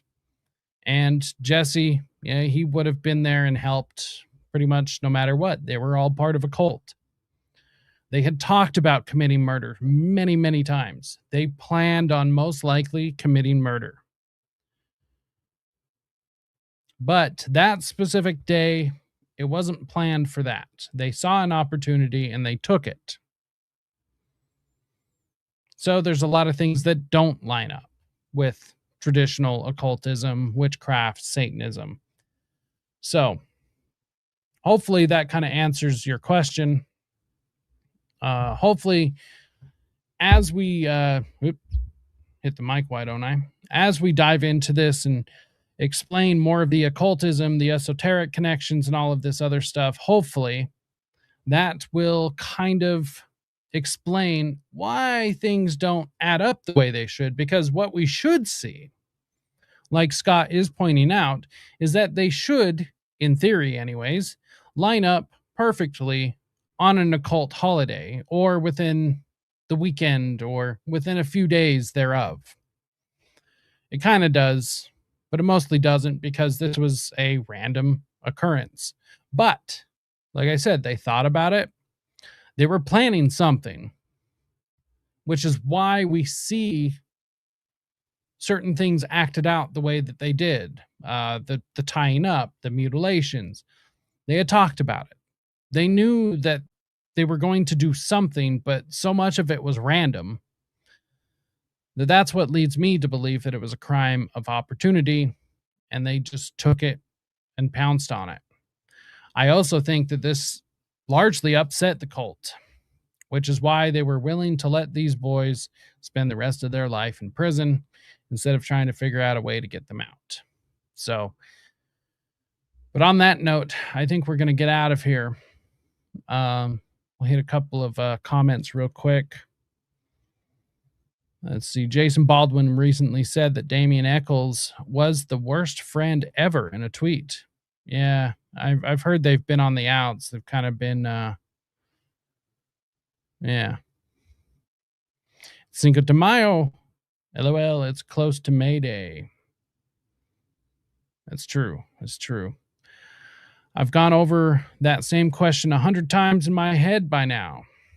Yeah. If he is a chaos magician, then couldn't it literally been any day? Yeah, literally it could have been. I don't believe him to be a chaos magician, though. He's very methodical. Here's the thing. Damian is very intelligent. He does things intentionally. Everything. He's like autistic in that sense. Not like actually autistic, but he's autistic-esque or autistic-like in the sense of he's very intentional, the way he does things, the things he doesn't do, the things he do, the thing he do. Check the star chart for the date. Yeah, I agree with you. Not easy to do. Yeah, it's definitely difficult. And also, this is also why I tend to not focus so much regularly on the occult stuff, the esoteric stuff, because from coven to coven, from, group to group, the same thing can mean something entirely different. This is why I don't focus on numerology, because each group is going to have a different belief. It's going to be something entirely different. Like it's crazy. Like it's too much. It's impossible to know exactly. Like we can have general ideas, but for the most part, any sort of specific, like it just, I wish I would have known or seen this. I'm not sure what word you mean.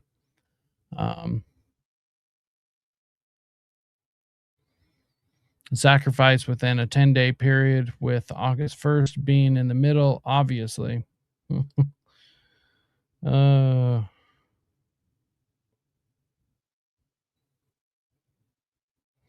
that's a coincidence. Yeah. The whole town seems like they were involved in some dark practices. Almost. I don't think like the whole town, like literally. But I mean, there is a good chunk of the town that is definitely involved in something. I believe even to this day. It's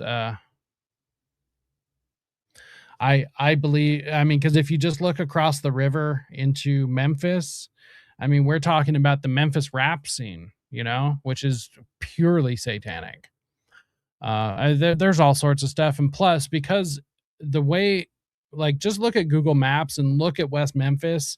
It is the intersection of 3 separate interstates going 3 different directions. Like it's perfect. It's perfect for like human trafficking, and like it's set up perfectly for all sorts of terrible things to happen.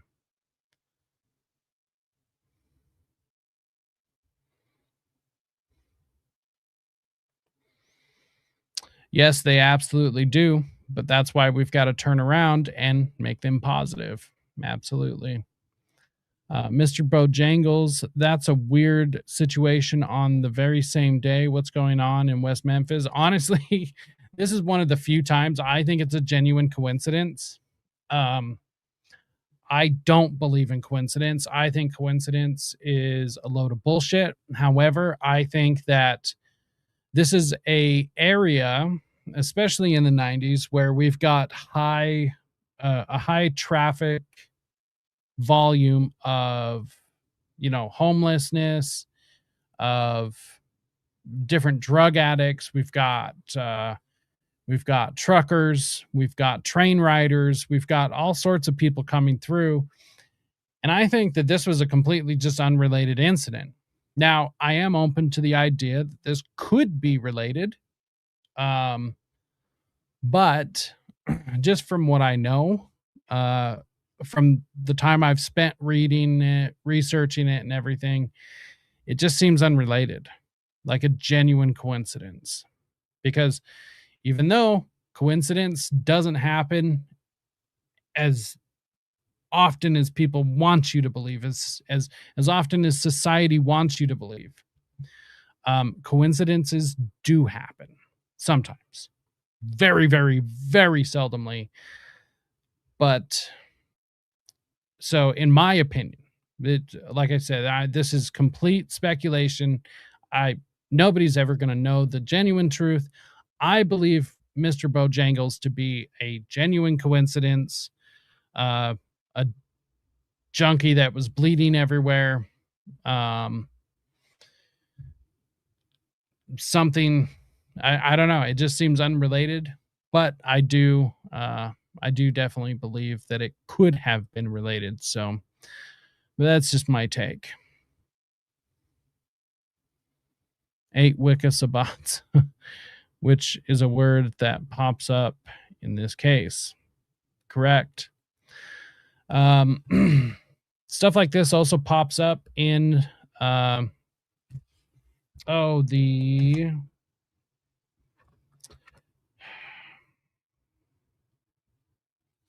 Hold on. Pops up in the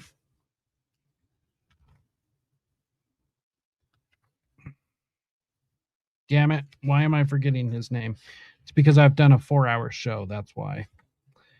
In the Hardy Boys case out of Carl Junction, Missouri, Stephen Newberry, his murder, it pops up, and there's a lot of parallels to this case as well in the Stephen Newberry murder.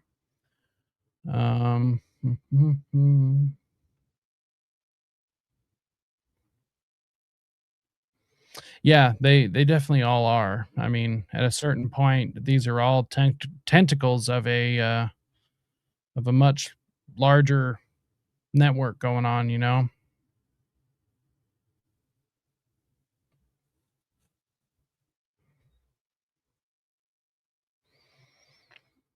My biggest question has always been, how did the celebrities know to back these kids? Unfortunately, kids do get murdered every day. So why were they so concerned? How do they know what Damian was? So this, I've specifically added this question, or this, at least my theory, to. And so there's going to be a whole section I do on the lasting impact of the West Memphis Three case. Like, why are we still talking about it in 2026? Like, why? The lasting impact of the propaganda, all of this stuff. Like, we're going to be addressing that. I'm glad that this is a question for you. That makes me feel better about spending time on diving into this sort of stuff. Part of it, I can tell you just real quick, part of it is just because the documentary, when it was released, it was like shown everywhere in Hollywood, like in those circles. It was thrown just all over the place. So I think, and this is just my theory, I think that with the celebrity programming, they're programming, like it was presented to the celebrities so that it was a genuine thing for the celebrities, right? Like their mind control was activated in such a way that they were all going to rally behind it, specific celebrities, right? um but it was just more witchcraft, more mind control. But to the celebrities, through their mind control, this was a genuine case. But we've just got to take a look at Paradise Lost. Like, it's, as far as propaganda and mind control and the social control, it's a beautiful piece of propaganda. It was done so well. It is textbook propaganda. So that, I mean, that's part of it for sure. So, but I'm glad you mentioned something, because I am working on some explanations about this sort of stuff and some retrospectives and stuff. So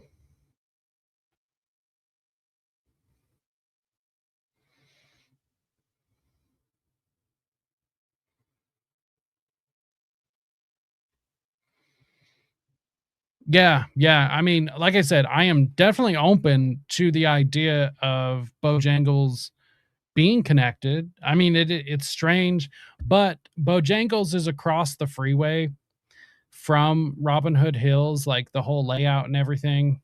Maybe we should do like one of those, like point out where it is. And that's not to say he, I guess, or she technically couldn't run across the freeway, right? Especially if you're all fucked up on drugs. But, like, I don't know. To me, I just get the feeling. And, what's my feeling? It's a feeling is a feeling. It's not an argument. But I just get the feeling that it's a coincidence. But I am open to the possibility of it being connected for sure. So anyways, just got out of work. I'll be watching from the beginning after this for sure, my friend. Hey, thank you very much, Scott. Thank you, Tara.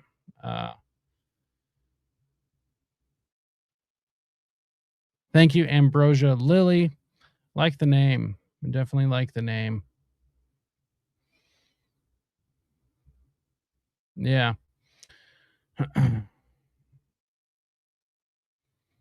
Let's see. Last one. Yeah, I could sit and honestly talk to you guys all night, but I got to wrap this up. I've got another show tomorrow. So yeah. But Tara says, who did the documentary where they had a guy make that trip up the creek to see how long it would take? I'm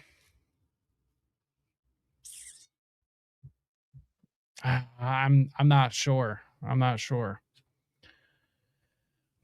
But on that note, we're going to get out of here. It's been a long one. I didn't plan on this being this long, but I never plan on these things being this long. Sometimes it just happens. Sometimes we do need a 4-hour episode about the occult connections and Satanism in the West Memphis Three case. So I would like to take a second and say thank you all so much for tuning in to another episode of Rise to Liberty. There will be another episode of the West Memphis Three and the occult stuff and the science or the Satanism, science, same thing, whatever. There's going to be another, because we've only scratched the occult surface, right? Also, I am doing the same thing over on the No Way Jose podcast, so go check that out. We are now up to 11 episodes over on his channel, although much shorter, not quite as rambly and repetitive and stuff. But I mean, there's just a lot that we didn't get to. We don't have all the time in the world. But anyways, thank you all so much for tuning in. We've got another episode tomorrow. Tomorrow's going to be a lot shorter.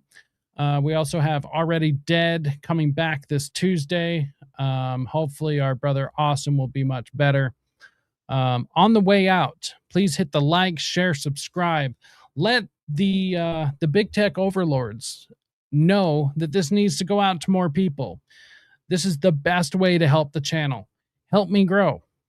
If you found this valuable, then other people are going to find it valuable. That's where you come in, right? I will keep doing the best I can to produce the best research, to produce the best content I possibly can. Keep coming up with different ideas, different ways to present this. And I've got some cool shit coming, man. So you don't want to miss this.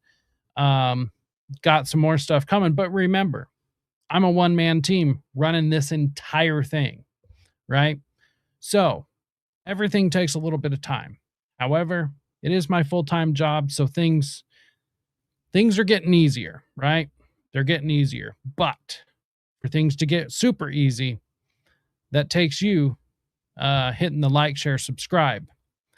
That's the easiest thing. If you would like to help out, you can financially donate, which I absolutely love. That goes directly back into the show at this point. To do so, go to allmylinks.com/rise to liberty. In fact, I don't know why I hadn't had this on at all this show. Right there. There we go. allmylinks.com/rise to liberty. Go to risetoliberty.store for all the cool merch. To donate. Oh, I'm fried. To donate, go to allmylinks.com/rise to liberty. I prefer specifically go to Ko-Fi, or in the episode description, go check out premium content on Spreaker right now. $6 a month gets you exclusive content on Spreaker, audio only at this moment. It also gets you ad-free episodes. The episodes also come out a day before public episodes do. So go check that out if that's something you're interested in. There's more stuff coming. There's always more stuff coming. I've got so many things. I can't wait. I can't wait. I wish they were here, but they're coming. So anyways, on that note, I'm going to get out of here. Go get some rest so we can do it again tomorrow. So whether you're watching this live or you're watching the replay, I deeply appreciate you. I hope you enjoyed this. I hope you found it informative. I hope to see you here next time. And until then, stay free, my friends.